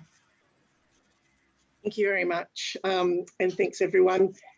The first thing I thought would be interesting in reflecting on, and thanks to the emerging leaders who shared first up, but if there's ever a reflection that leadership is a journey and not a destination, I feel like I could have probably contributed to the emerging leaders panel. So clearly I'm in a role that comes with leadership, but actually I think particularly in the area of mental health and suicide prevention that I'm most passionate about, I actually think the type of leadership we need is constantly changing.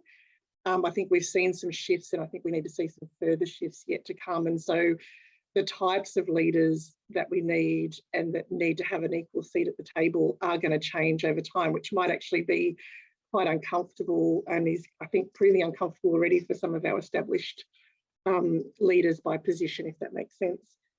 And so I've actually thought quite deeply and purposefully about leadership, and it's been really important to me in the last few months because I've just returned to my role as the director of Everymind. So people who know me from Australia may know that I stepped out of that role for 18 months to head up the National Suicide Prevention Task Force that was supporting the Prime Minister's Suicide Prevention Advisor, Christine Morgan. And so for 18 months, I had a real kind of look at what does leadership look like on a national level for suicide prevention, and where does leadership come from and who do we need? And now going back into an organisation, having a real purpose around who are we as leaders and who are the leaders in my organisation. So in a little bit of a journey, I actually took over as the director of Everymind more than 10 years ago. So I was in my early to mid 30s. I was the first female to take on the role, and I was the youngest person by at least a couple of decades, probably, to have the role in our organisation, which was probably a shift for us as it was. And so clearly you don't get to that kind of role without some clear mentors and people kind of paving the way for you and enabling that kind of work. But probably all of that time, what I reflected on was I clearly had some really important knowledge sets. I had certainly learned a lot. I'd certainly done some management training in terms of finances and managing people and processes. But actually the very first thing that I put on my PDR when I went into the role was actually I needed to do some leadership training. In actual fact, becoming a leader and understanding what leadership was critically important. So that's one of the first things I've done, and I've continued to do some of that leadership training above and beyond the content that we work in, but what does it actually mean to develop leadership skills? And actually then within my organisation, what we've done is we've shifted a fair bit over the last kind of 5 to 8 years, and also as I've returned back in, is actually changing role positions from managers to leaders. All of our staff in senior leadership positions and what you might call middle management, so in project leadership positions, all do formal training. And that training is essentially on shifting people's thinking from being a manager to a leader. We then kind of utilise a whole range of tools and tactics internally around having difficult conversations, vision and what you kind of need, how we do our work. But also I'd say we involve the whole organisation in thinking about leadership. So one of our, if you want to go and study our strategic plan, the first thing it actually says is we're a leader in the prevention of mental ill health and the prevention of suicide. So if the organisation is a leader, what does that mean about our values and what the behaviours are that each and every person in our organisation needs to be able to contribute? Because if you talk about values and you talk about leadership, sometimes they're without practical application for people. So actually we regularly revisit this whole concept of leadership as a whole organisation with every single person that works in our team. And I think that's a really critical and important thing to do. I think we do really informal things. So even just this Monday, what day is it now? Thursday. On Monday, I met with our kind of leads, our kind of team gets together, we have lunch together once a month just to chat about leadership. We might have listened to a podcast, we might have watched a video, might have read a book or had some experiences over the last month that talk about some sort of group reflective kind of practice. And look, notwithstanding we work in mental health, Brené Brown's kind of vision of daring leadership has some resonance with us in the areas that we work in and leaning into kind of vulnerability. But I would say that what people often term as soft skills are really core and hard skills for the area that we work in. So compassion, listening, all of those tools are important, and they are a journey because they are darn hard to do at times. The other thing I wanted to just maybe just reflect on in my last minute is actually what I think are broader kind of leadership traits that we need, whether it's inside your organisation or as a sector. So the first thing is around self-compassion, self-care, and your own kind of ability to fail. And so what I tell my team and also others in the sector is people will judge you on how well you take care of yourself and take care of your people, as they will with any content or technical knowledge that you need. And so they are the important skills that we need to not just develop, but show. The second thing is that we need new types of knowledge and new types of work. And so that really leads to who you employ, who you give a seat at the table, and actually who you give up your seat for. And so we can't just have research, for example, without implementation, without lived experience, without all types of knowledge coming together. And so you've got to really practice and keep working at that. And my final point would be, since I'm here as an established leader, is never forgetting the privilege of leadership. And this, even if your journey has been difficult, when you get a seat at the table, it's because someone else hasn't got that seat. And so who else's voice are you looking to elevate? Who else's voice are you bringing in?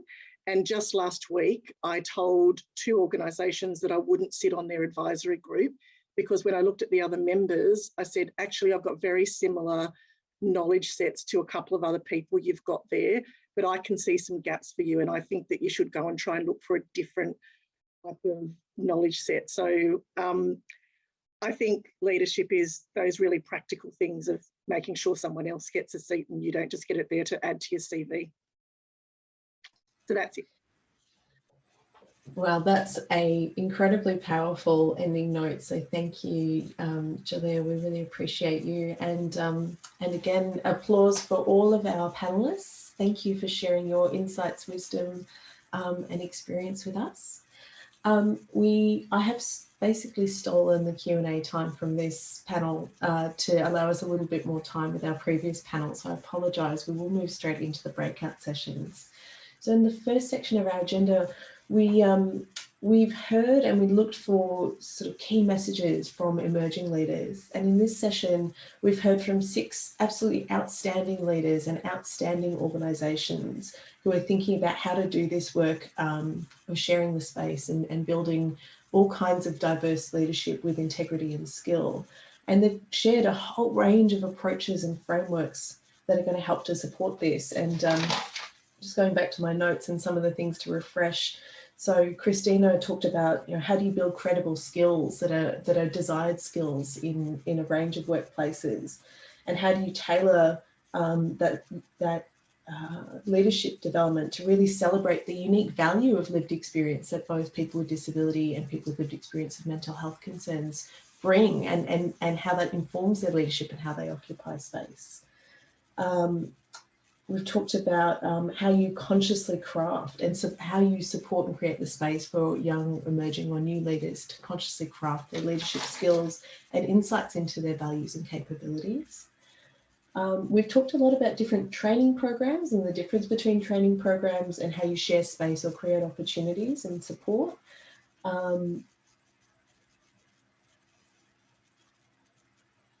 Intentionally building that diversity of experience as well, we came through really strongly, and loving some of these things, these really clear kind of tools and principles like reflection leave, which sound just so so helpful in kind of giving people that space to create leadership and crafting those conversations about leadership. So I'll let you go now into your breakout rooms. You've got 10 minutes to again have that conversation about what stood out for you personally, and what can you as a room agree are the top 3 standouts in terms of approaches. Record that in your virtual butcher's paper or your Google document, and then we'll have another 5-minute break to let people refresh themselves. So thank you everyone, and we'll hit go on that breakout room.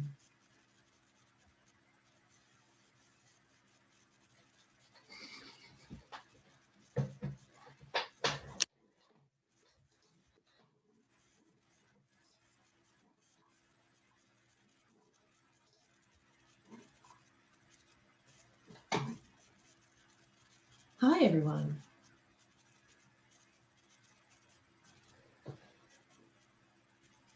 So we're lucky enough to have 2 of our panelists with us. So maybe starting with Christina or Claire or Jane, what stood out for you? Actually, I've made a note that I'd really need to talk to Ashley about vertical leadership development, because that's exactly what he described. It was quite exciting. So I've just connected with him on LinkedIn. That was really interesting. The thing that really hit home for me was everybody fundamentally is talking about the same thing. Is leadership is about more than having a bunch of skills. It's actually about how you do stuff, not what you're doing, if you want to look at it that way. And I particularly liked Julia's reference to privilege. I think that was really important, particularly the one about, giving your seat up to somebody else. I think that's where, a great deal of space is still claimed, for want of a better word. And people often have all of the talk of inclusion and all of the talk of people of diversity coming in, but they still expect to be in the room when it shows up. So I'm quite interested in some of those things, and I was pleased to hear them referred to. Shawna's reference to transferable skills actually really hit home to me again. That's a vertical leadership space, which I was really excited to hear about as well. And somebody mentioned pipelines or pathways, and that's a particular thing that I identified as missing during my Westpac fellowship a few years back, is there's just nothing there. We keep pushing this emergent leader space, but there's nothing anywhere to how do we get people to the top? What's going on? And you can't just have that one random person periodically. How do we actually ensure that there are people, multiple people, that there's a cross-section of diversity? I mean, the incredible intersectionality that's present in the disability community, all of that stuff is actually being supported into decision-making roles, is fundamentally what we're talking about. And it's not just about us and our stuff, it's actually about the community. It's actually about decision making in the community, decision making more broadly, and that's been referred to by many of the speakers as well. So they were the big things for me, I think. Thanks, Christine. Go ahead, Claire. Yeah, I think just building on that pipeline, I think it's understanding leadership, or that you can demonstrate leadership at different roles, but having like really clear kind of guidelines around what the expectation is for leadership or how you can step into that. Sometimes I feel in organisations it's quite unclear, and different people are moving up and you're a little unsure of like, what do I need to be doing? So I think at all levels it's really important to have transparency and something to be aiming for. I thought also what was really good, similar to what Christina had said around that stepping aside and purposeful leadership, I tend to agree that too often people are in the room because they're a leader versus do they actually have the subject matter expertise to be kind of conversing on a certain topic. And I really loved the whole like lived experience as well, really valuing that and how do we help people be leaders in that area. And I think it was Sonia that was talking, their one was really, really good. They were talking about, you know, co-design and values and not being afraid to fail and, you know, being really, really person-centered and thinking about that in leadership too. I thought that was, yeah, really wonderful to hear as well. Julia, what stood out for you? Thank you for your presentation, and yeah, just want to celebrate the level of integrity that it takes to turn down opportunities, particularly when sometimes those opportunities do come with, you know, sitting fees and things like that. Like it, you know, it's a real exercise in integrity. Yeah, I think one of the things is I'm quite mindful of turning up to groups with some of the same people. So, for example, Ash, you also presented, you know, sometimes we end up in similar things. I mean, we kind of think similar. You're probably going to get a similar level of input, and we're going to be different on some elements. But what you want is, if you really want to be successful, is to bring some people in who are going to challenge you to think a little bit differently. And so I've been quite mindful of that, and actually stepping out of my organisational role into a different role actually probably also helped crystallise some values I already had, which is when I look across, you know, do you have the right people sitting at the table contributing as equal members, or do some people need to be elevated beyond equal because they haven't had as much of a voice? And so, you know, and you can do that in giving up seats at events, but you can also do it by being quite purposeful about what you do. The other thing I didn't mention is I think it's really important to do warm handover. So a lot of people come to me as the director or the person that they know for a piece of work, and you might start that contact and you're saying, but actually the right person in our organisation for you to work with would be these two people. So can I introduce you to them? And they have my full support. They actually are the people who advise me on this particular issue. You're going to get a better input by working with them. And that also enables, you know, the people that are maybe more junior in roles in our organisation, but actually are great contributors, to work with external mentors or external leaders from our organisation so that they can kind of get that reputation for themselves, not just as someone that sits inside an organisation. I wish we could do things like reflection leave and others. We also work in the constraints of the organisations. We sit inside a really big health system for one, you know, in terms of we're a self-funding unit, but we still work in government process. So we can't, we've got to work at the edges of what's available for people. So, you know, I really appreciated, you know, some of the things that the emerging leaders and also that panel had suggested, because we're always thinking about new things. I've made myself lots of notes. So as everyone's sort of thinking about, well, what's sitting in the front of your mind as the tools or the strategies that established leaders or established organisations can use, what really stood out is that there's a lot coming through in your reflections about the bringing a range of people who don't necessarily agree with you, look like you, think like you, to the table. And that seems like a hard but important intentional kind of use of time. I love this idea of not just sharing the space, but I've actually written sharing the limelight, Julia, and that's kind of inspired by both of those reflections you shared. What else is standing out for people? The need for development. it was mentioned specifically, and I was very excited to hear it, but the reality is, and the research that's been done shows us that disabled people are far less likely to get professional development opportunities than other people. And they're really, really unlikely to get leadership development. And, you know, so we can do all this talking and we can identify what it should look like and why it's a good idea. And we can have a gazillion programs which are about entry level. But there is so little commitment to actually developing people once they're in organisations that it's actually really hard work. And in fact, it's an area that I have to put a lot of energy into, is convincing organisations and government agencies to actually develop their people.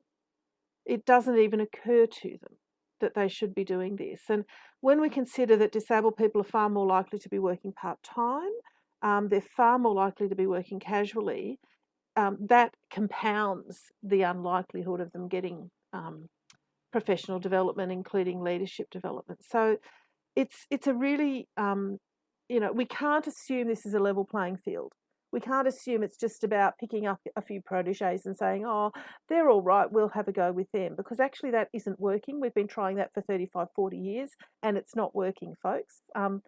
So there's some strategies that we need to sort of develop which are about a new conversation, a different conversation that is not the same old conversation that happened in other spaces just by inserting the word disability periodically. Yeah, and Christina, I know that's, sorry, Claire, just to make the point as well, that's a shared experience for people with mental health conditions and experience of distress as well. They're I'm just a human get the rights leadership activist, so development. psychosocial disability is a form of disability in my book. It's all the same. So, yes. Claire, handball to you. Yeah. I just want to build on that. I think you're so right about development, but it also needs to be taken into consideration in the role and in your capacity. I think too often, in my experience, and I really value development with my team, but we are so over capacity that it's often fall to the wayside. And really, it should be a central focus if you're actually going to improve your practice and your service. So, yeah. I've made a note of what you said there, Claire, about what do you need to step up. So thank you for saying that. Yeah. So thank you so much, everyone. As you're coming back, we're going straight into another 5-minute break. And so the time to come back for your region will come up on the screen. We're right on time. We've caught up the time. So please take a minute to step away or move away from your computer, get something to drink, just refresh. Thank you so much for your contributions.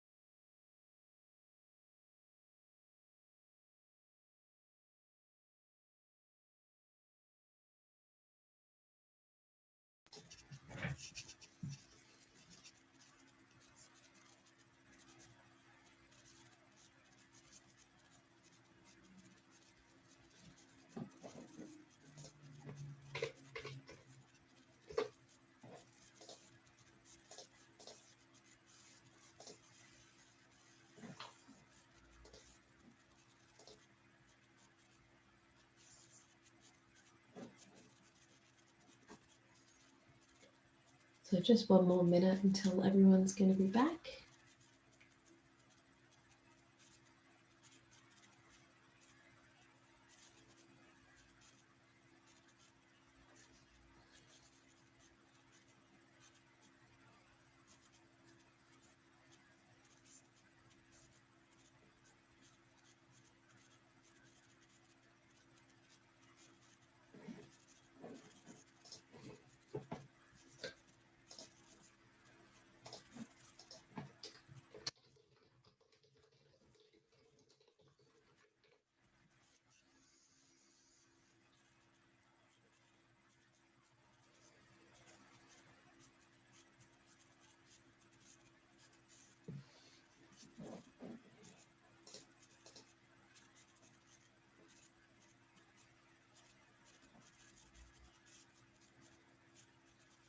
All right.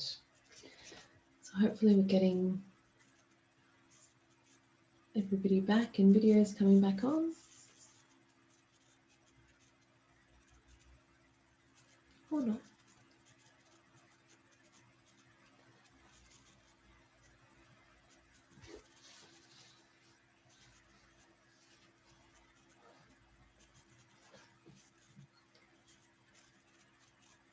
So thank you, everyone. I hope you've had a chance to have a quick refresh, reset, whatever that means for you.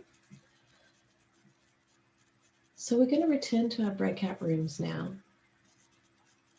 And looking back at your top 3 lists as a group, seeing if there's anything in there, or if you're able to distill those ones into some common key themes, or if there's anything that you want to revisit. If you were mid-conversation, then you're welcome to revisit that. But trying to use that last 10 minutes together in your group to kind of come up with, if there's only 3 things that you could say to someone that you walked away with today, what would your room agree were the top 3 things? If you like, there's you're able to see all of the top 3 lists that all groups have come up with for each of the panels. But your top 3 things for today is what's happening with the breakout room now. So I think we'll hit back to the breakout room. We've got another 10 minutes together, and then we'll come back for our all-in discussion.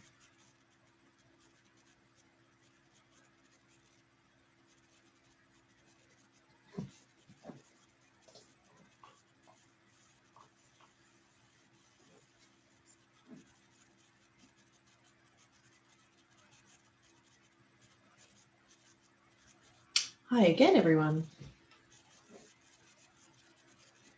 It's always interesting trying to recreate a workshop experience in the virtual world. So. Yeah, I've had to do that before. It's not easy. So the top 3 things that we've have you had a chance to eat your lunch? Still going. Don't worry at all.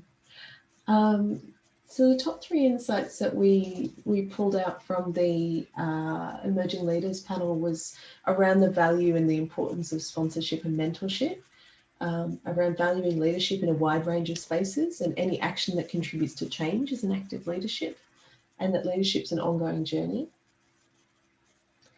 In terms of what established leaders or established organisations can do, intentionally seeking out very different people and very different perspectives and bringing intentional constructive debate and constructive disagreement, deliberately developing people either through space or training programs or mentorship, but actually really investing in that development, and sharing the limelight. So not just sharing the space, but sharing the limelight.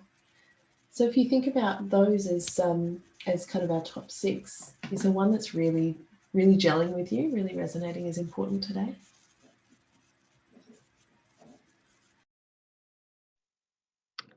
I almost need a refresher of what those were again.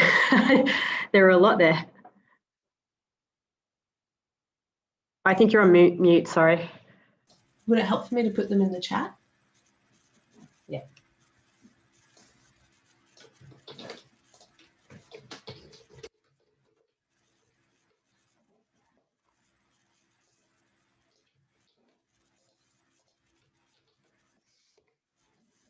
Or you can also see it at, that's also the link to the Google Doc if you want. Great, thank you. And so you're going to just choose one? Well, can we agree a top three? Oh, top three. Okay. Yeah, top three for the group.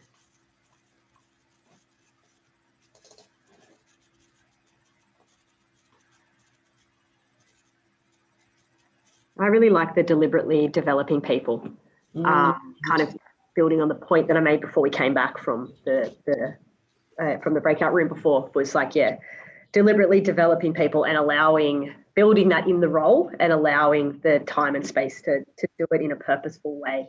Yeah, and instead of it often feels a bit tokenistic at times when the doing of things overtakes and then you're never actually slowing down and actually seeing if you can do things better or improving your practice, which I think leads a lot to people to have a bit of like burnout and kind of ethical pain, where they want to be doing the best they can, but you know the structures that they're working within are not allowing them to do that, and they feel like they're not looking after themselves and they're not doing the best for the people that they're trying to serve. That's definitely a top one for me. Yeah, look, I agree, and I don't think you develop leadership skills without making it deliberate. Like I think you can I think some people will get them because of other experiences or experience are exposed to, but you don't get to craft them and you don't get to develop them in the first place if it isn't actually something deliberate that is done. And I think leadership skills aren't about managing, or say you can manage the crap out of things like projects for people. That's not leadership. That's so I think, you know, we need some yeah, unless you're kind of deliberately developing people, then, you know, it doesn't. And I think you made a really good point before too around, I kind of wrote it down as equity versus equality. Yeah, kind of around, yeah, you can give people the opportunity, but if they've not really had that confidence to have their voice heard, it's not just about having everyone sitting at the one table. Maybe it's about actually elevating somebody. And I thought that was really good too. Yeah, I love that, because I think it's also something that happens to women or people who present as feminine, is that sometimes brought into a space and set up to fail because you're not given the opportunities, you're not given the same support and kind of camaraderie that people get in other spaces. So yeah, that's so true in terms of like, yeah, what has been your experience prior, whether it's the patriarchy or some sort of discrimination and whatnot. So yeah, you actually have to have like a bit of a wraparound approach when you're going to support someone to be a leader. Absolutely. That really resonates for me. I think the other thing about deliberately developing people is that sense of providing a range of options, because not every option is going to fit everyone. You know, I think Shawna said it well. You know, we're not talking about a homogenous group when we're talking about, you know, young people with lived experience. There's very different experiences of services and supports and structures, and so whether it's about a training program that'll work for some people, whether it's just about, you know, coaching and providing space that'll work well for others, and some combination. It's not like a one and done. Yeah, and I even think just it's probably about the seeking out different perspectives and elevating that. They kind of go a little bit together, but I think even in spaces, so for example, clearly in the area that I work, lived experience leadership, and people like me giving up seats for people with lived experience, expertise and leadership is important. But we've also got to make sure that that lived experience leadership doesn't become very homogenous as well. And so we need to think about all the intersectional kind of diversity within leadership, within lived experience, that we need to hear. Otherwise we start to get same think, people thinking the same within that type of leadership as well. And so we've got, and so if you're not very intentional and reflective about leadership, then you can, you know, think you're doing the right thing, but also then just still creating barriers for people, you know, subgroups within the group, if that makes sense. So I think you've got to be always very quite deliberate. And I tell my team, put the BS detector yourself as willingly as you put it on someone else. So you might look at another organisation or another group, or, you know, whatever it might be, and say, oh, they haven't done that in that way, or they haven't done this, and I said, you've got to be able to turn the mirror on yourself from time and say, if I was another organisation or another program, what would I have to say about our work? Yeah. I think that's also a really good point around, yeah, kind of that same think or group think, and having when you have lived experience leaders, because with what I do with peer support within Reach Out, it's lived experience. But yeah, you can start to have it seeming like it's just that way of thinking or just that experience, which kind of causes two issues. One, like you were saying, you get same think, but then I think also if we're looking at it from an educational, wider awareness and educational lens too, it means that people start to get like one kind of view of lived experience, and kind of are trying their best to have, understanding, but go, oh, cool, I know that, so therefore I know everything about it. And it's like, it's so much more complex than that potential person's like experience. Yeah, and sometimes can I take that a little bit deeper? Obviously working a lot with politicians in recent years, I think even the lived experience we put forward, and I know it's more diverse than a lived experience, and even particularly for young people, obviously there's a fair bit of support, and often it's people that have come through the other side and are showing those leadership qualities, therefore they're getting a seat at the table or their story is getting shared a bit more. The unfortunate downside of some of that is that people get a very specific view. Yeah. Welcome back, everyone. So the agenda was deliberately kind of structured to help us get to this point where we're going to have an all-in discussion, but hopefully people have had a chance to really share some of their key thoughts and digest. But as we're thinking about what's felt really important today, and looking at the list that other groups have generated and other things that are important, there's a lot of kind of things that are congruent. I wonder if we can find sort of a top 3 things that could form principles for what genuine inclusion of emerging leaders could look like together. And so just coming back from so we've captured everything in the Google documents from the discussions, but coming back from your groups, what is it that people are feeling is really important? I'm happy for people to either put their hand up or just say in the chat, hey, I want to say something. And just throw it open to you. What feels really important and what's the standout? Go ahead, Claire. Yeah, I think just from the group, we were just having a really good conversation about this, but throughout the day was around, deliberate development, taking the time to make sure that that's purposeful, but also understanding that needs to be included with the capacity of a role. And kind of moving away from it being an afterthought or tokenistic. That was something that really resonated for me.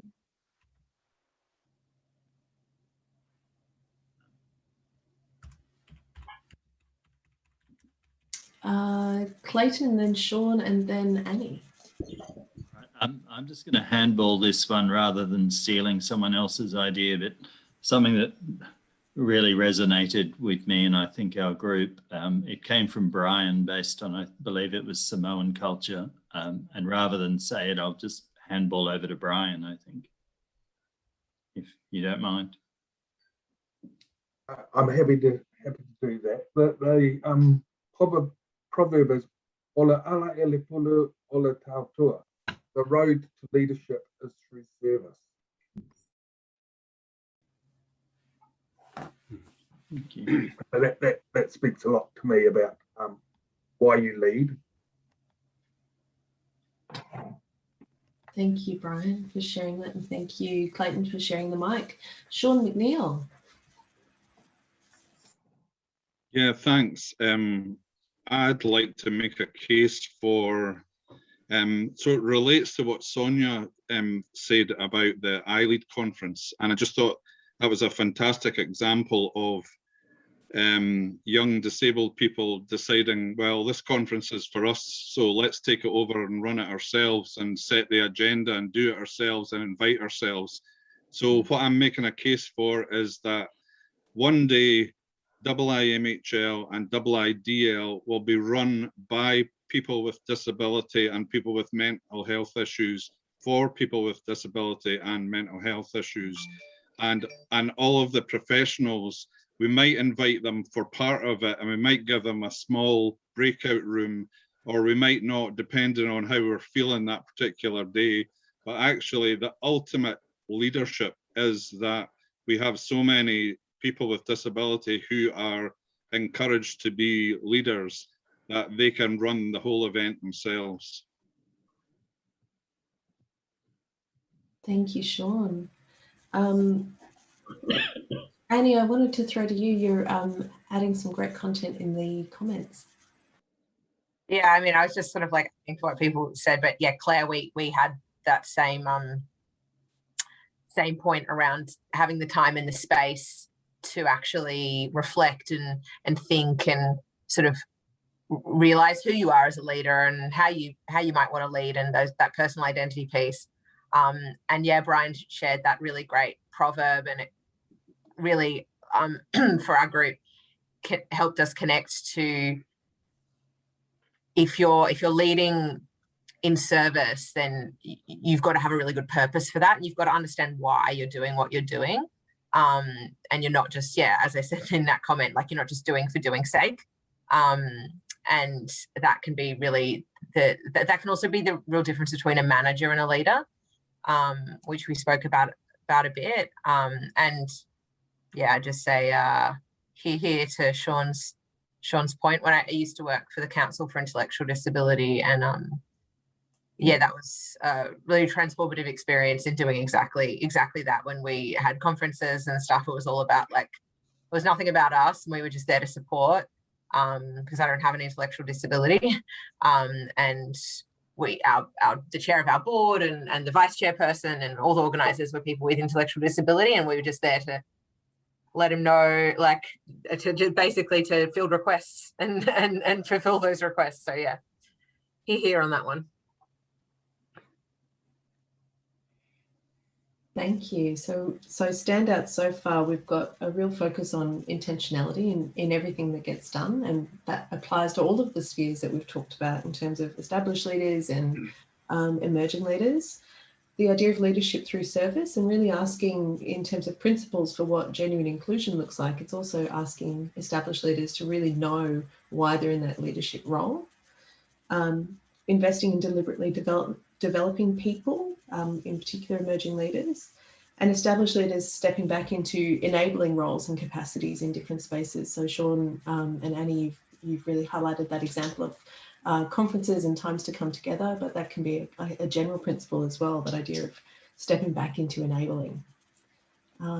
What else is standing out for people, or is that really coming towards a consensus point?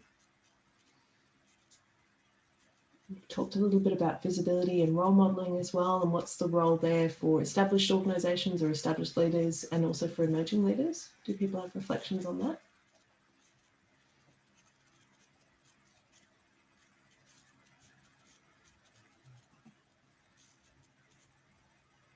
As Brian speaking, I was just going to comment on Sean's comments, and I think that's really important. I think there is another leadership role, which is the leadership of allies. How do non-disabled allies share space, work with, support, amplify the voice of disabled people, and not to take over.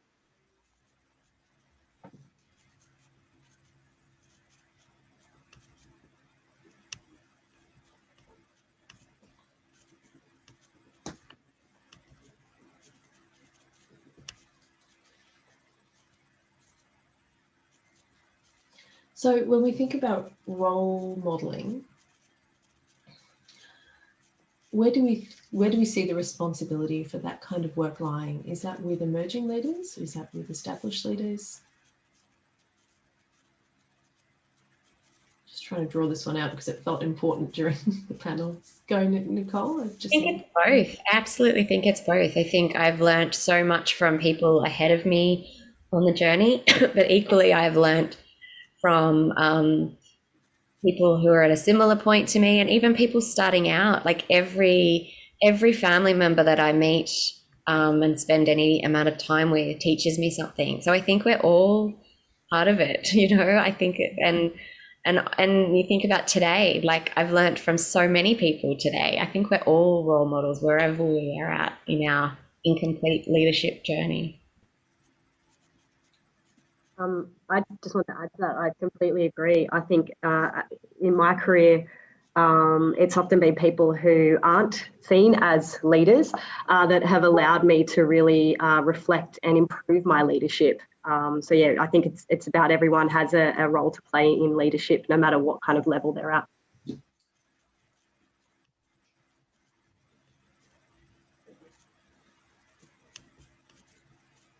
Kia ora. Frances here. Oh, sorry. Do you want to go? Okay, cool. I just wanted to say I also agree with that. And to that, I think it's also making sure that everyone is accountable and participating together and working in partnership. And it's just enabling also good communication between each other. So not necessarily just waiting for something to happen, but how we can all try to look for the same thing together.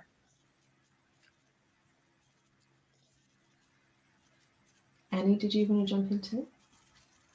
I just think like as point around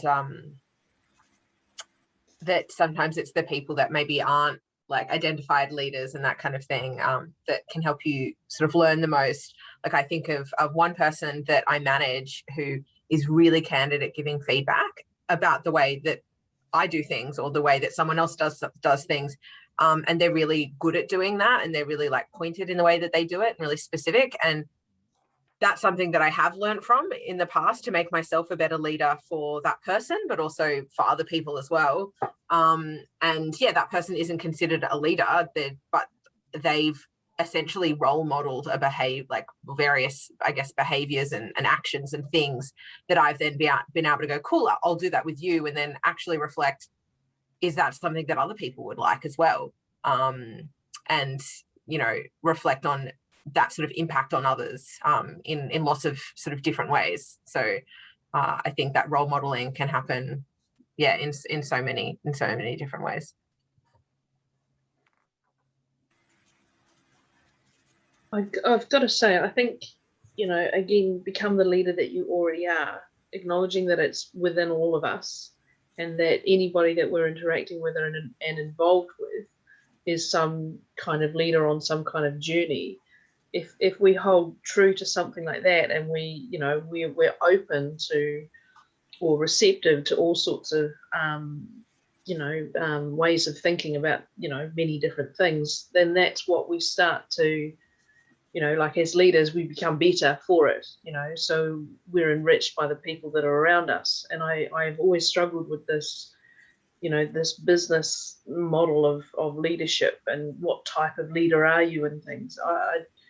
You know, I think we have the opportunity to you know, come to the fore and actually encourage people to break their own mold and be better, you know, than who and what they are, and they enrich us further. So it's a continuous improvement cycle when you start to see it that way. Thanks, Janine. Sonia. I think, you know, go back to Janine's point in our group of her daughter is sitting in the other room, and I think for young people to share their voice, a trusted environment has to be built, and that takes time. And so, you know, we need to allow whatever time it takes for young people to build their trust that's surrounded with the adults, be it with or without disability, to be able to share their voice. So I think time is huge, to allow that trust to build. Once that's there, and then you take the lid off. But, you know, I sense Janine's daughter wouldn't be on here because she doesn't know her, she doesn't trust her, she doesn't have a learned experience. And that's very much about young people. You know, we need to listen. What do they need to be able to stretch their leadership arms and legs from us? And that is built on trust. And thank you for that. But adding further, she had the opportunity to be involved with the iLearn, and it's just like it's too much for her. It wasn't the right time or space or place. Yep. And she actually felt guilty for turning it down, kind of thing. But it's like, you know, it's the next opportunity and the next and the next and the next kind of thing that I'm holding out for, you know, and I think many of us are with our younger people coming through. Don't close the door, and allowing that as much time as they need. You know, keep the door open. Yeah, thank you. Those are great reflections. And I think it also comes back to that consistency. And so we've talked a bit about building a pipeline and what that means, but these development opportunities, whatever they might look like, should never just be one-offs. Doesn't matter who you are or what your lived experience is. It's knowing that there will be another opportunity, so you're not going to miss out. This isn't the kind of thing that only comes around once in a lifetime. Is really important for people to know and have that confidence so that they can participate when it's right for them. The only other thing I wanted to just throw back to the group, because it is sitting in some of the top threes, is that idea of visibility. And again, what does good look like if we're thinking about what are some principles for genuine inclusion? Feels like visibility of people, emerging leaders and leaders with lived experience is particularly important. Whose responsibility is that, and what would good look like?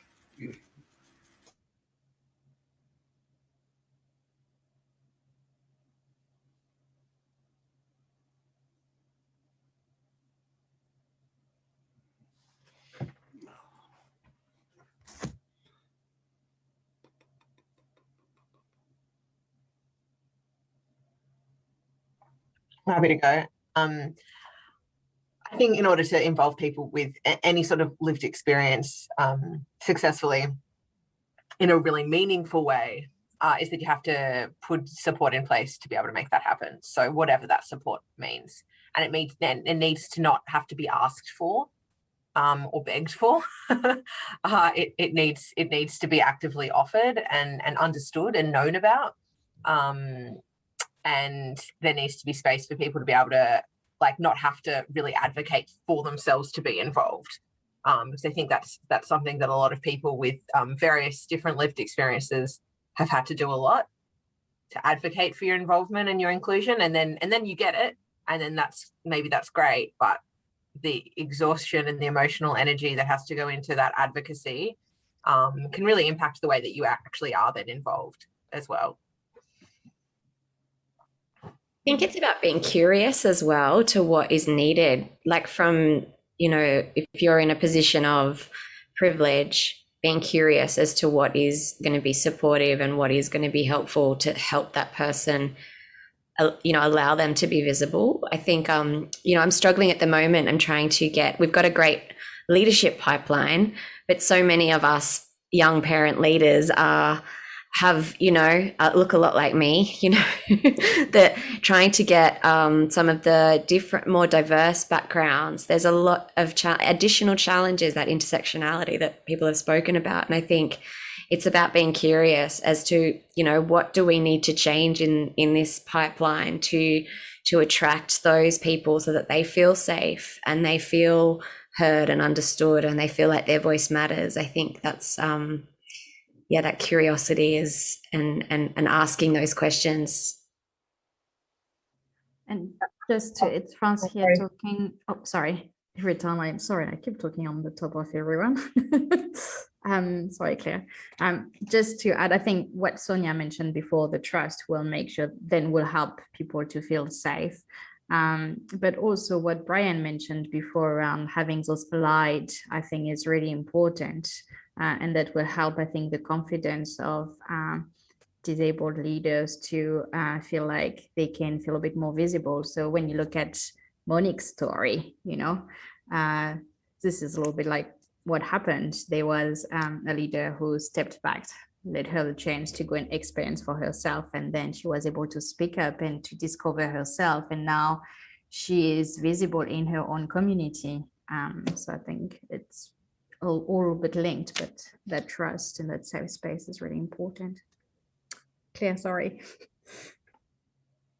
Totally fine. I think actually I can build on everything that's kind of been said around, like Annie talking about making sure people think they don't have to continue to advocate for themselves. And you were talking about trust.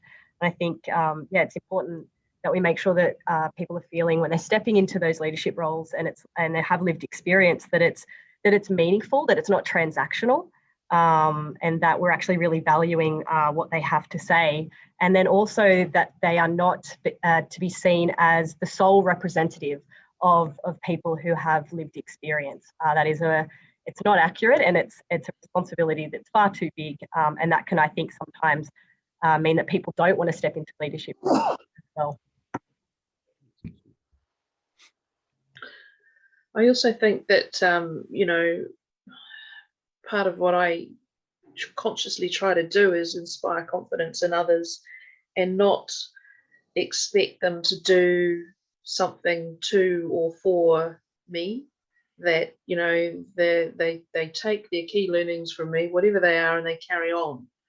And that, you know, it might be 2 to 5 or 10 years later that they refer back to that old biddy, and I've got it now and I'm applying it in my own way, kind of thing, and seeing the value in that and then paying it forward again, kind of thing. So lowering our expectations of those around us so that, you know, they get their own key takeaways and they don't have to report back to us or anything like that, that they move forward and progress in their own way and on their own journey without us having these expectations of them too.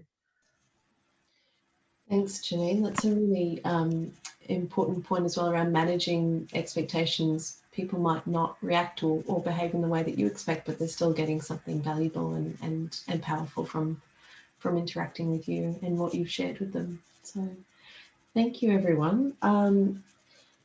So moving to that kind of other sphere that we talked about right at the beginning of our time together, which is nearly 3 hours ago. We've talked a lot about, well, what is it that nurturing and connecting emerging leaders looks like, and what is it that established organisations already do and can do, and established leaders already do and can do. Then thinking about, well, that role for an international organisation like International Initiative for Disability Leadership and the International Initiative for Mental Health Leadership. We talk a lot about sort of the emerging leaders strategy, which is being informed by this discussion, and we'll kind of pull these discussions into some principles around what genuine inclusion looks like. But also we've talked about the emerging leaders network for some time, and at the moment that network is really loose and sort of affiliative. People can come and go, and it's really self-identified. I wonder, based on the discussions today and your own insights and expertise, what should be the purpose of a network like that, do you think? What's going to add value to emerging leaders, new leaders, leaders with lived experience?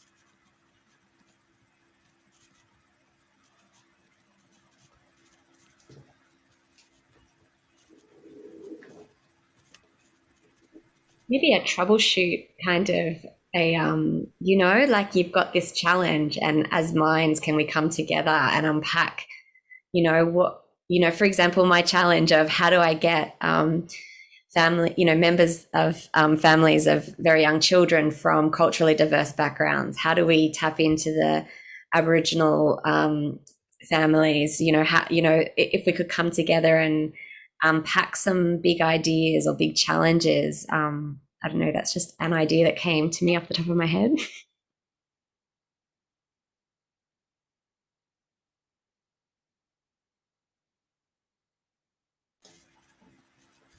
I think it invites the question, is there even a need for a network? There are umpteen different, you know, leadership networks and things like that. So what would be the unique value of one with this international connection and the international connection with other leaders as well as emerging leaders?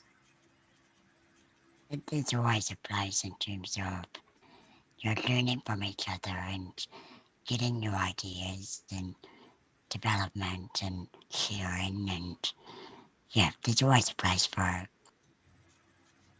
Thank you, Alice. Eddie, I saw you had an idea. Yeah, I was just thinking that if part of our proposition is that there needs to be some change in the way in which IIMHL and IIDL operate to better include emerging leaders and people lived experience, then it is useful to have a strategy of a kind which can articulate issues. You know, for example, it's been very practical. We started this discussion a few exchanges ago, sort of named the issue, made sure that we've got spots on the network meeting program, that we've created opportunities for people to get together. We've encouraged established leaders to fund and support and bring people to the meetings. So I think there is something about having some intentionality about what we're trying to do. That is, you know, I think Nicole's suggestion about having a topic and a challenge, I think that's really important, really good. But there's probably not another level as well about what we're trying to influence systemic change as well. And so, so having things written and presented in a way, and there being a forum to progress some of that systemic change, I think is also important. I also think that, you know, we're encouraging unique and unconventional leadership styles rather than, you know, those conventional pathways. That business model, for example, that, you know, the things that have come through, you know, like you don't get that in those other leadership type forums, do you? So that we do have a unique place, and I think we should, you know, encourage that uniqueness to continue on.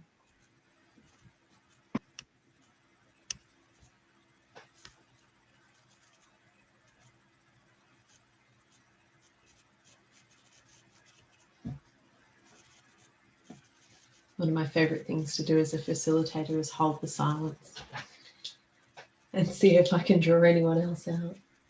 I was just going to add to what Eddie was saying, something purposeful, and I think someone else said, and what is it uniquely that IIDL can do that, you know, because we're all connected into other parts of the system. What is the unique thing that IIDL can do to add value?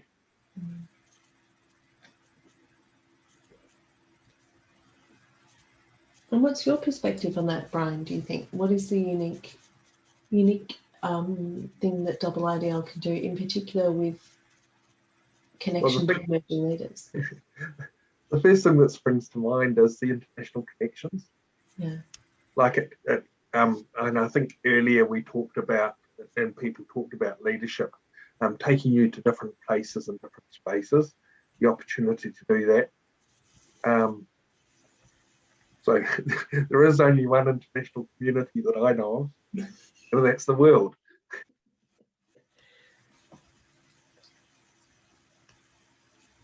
And so for those who haven't experienced IIDL or IIMHL before, the international meetings, which are sort of like an in-person conference, but a bit different to your usual conference structure, happen once every 2 years. And they are international. So there's always going to be a limit on how many people can travel internationally and attend a particular forum. So if you were thinking of an emerging leaders network connected to this amazing network of international people and a whole range of people with different experiences and established leaders in different spaces, how often would you want to be connected with something like that? And something like, I love Nicole's idea of like a shared challenge kind of session and brainstorming and looking at how we support each other and share that knowledge.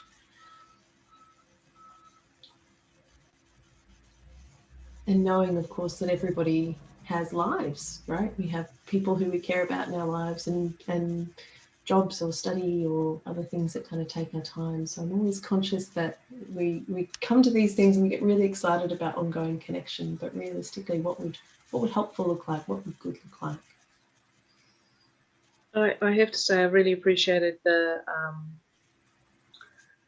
like, it's all thought-provoking. It's not ending here for me. I said that in the breakout room, Eddie, and the others, you know, like it's colouring my perceptions for the next quite a while. But, you know, if it was a 2-year thing, I would be wanting more, you know, because, yeah, this kind of stuff, it's what I do from here is like I put it into my ordinary everyday sphere and then start to extend further out. So like this is something that's an opportunity for me to actually start to spread the love out into my community further. That's really what I wanted. So if you were to do a 2-year type setup, then I would really prefer to have something that's yearly in between, that's less of a hassle to organise or what have you, but to have it as a touchstone in my sphere so that I can come back to it and then take some other stuff away and, you know, add into it as well where possible. And also, you know, making these connections with people that are actually forward thinking rather than, you know, deficit model thinking, which we're exposed to in our everyday lives, or the naysayers, or, you know, it's really hard. I deal with a lot of families, and the negative Nancy stuff really, really does bring me down. So I need this kind of stuff to bring me back up, you know. So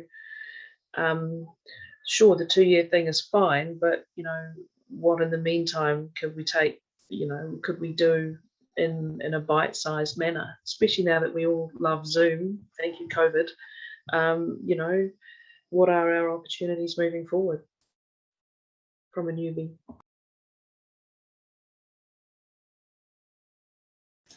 There's a great discussion going on in the chat as well, but I just want to thank everyone for around 6 monthly or quarterly or a year, but there seems like a real appetite to kind of continue this connection. And I love that idea that you've just articulated, Janine, of taking what you learn, kind of sitting with it, applying it in your own life, in your own sphere, and then kind of being able to come back and reflect and reconnect, and then kind of learn more and go out and test and try again. I think that's really a big part of how we learn.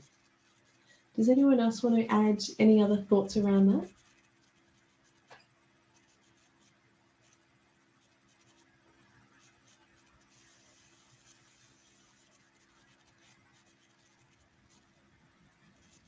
Actually, maybe just to add that particularly the mental health side, IIMHL have a longer history than the disability side around what are called collaboratives. So in fact, so people that have been to a number of these sort of gatherings, they sort of stick together and go to the next one and the next one. And then in between that, they will organise a number of things. They sometimes they might write something up after a meeting like this, because they think, gee, this is really powerful, really important. So they'll write something and they'll sometimes publish that as an article, or, you know, share that more widely. They might set up some more professional, you know, sort of development sessions around particular topics or things. And so they've got a little bit more of a life in between every 2 years. And so there are other examples, and they sort of do, you know, yeah, so I'm just sort of throwing that out there. That could be like another, you can do as much as you like. But if people have an appetite for things like writing things up or organising a session around a particular topic, then this could be a forum. So Nicole could post, you know, she could post her challenge, and whoever wanted to come could come, sort of thing. So, okay, so I'm just putting that out there. Thanks, Eddie. So just adding to that, having someone here who, from my team, I'd love the opportunity for light touch more often, because that keeps the connections going. Every now and again, you can do something more substantial. And I think, Eddie, that's what you're saying, that collaboratives actually create that opportunity for light touch connection, quick learning more frequently. Thank you very much, everyone. Any other thoughts or reflections on the role of the network and what it can do, and also then what it would need to do in terms of connection regularly to be able to do that? Or are we all happy we've said our piece, either in the comments or out loud?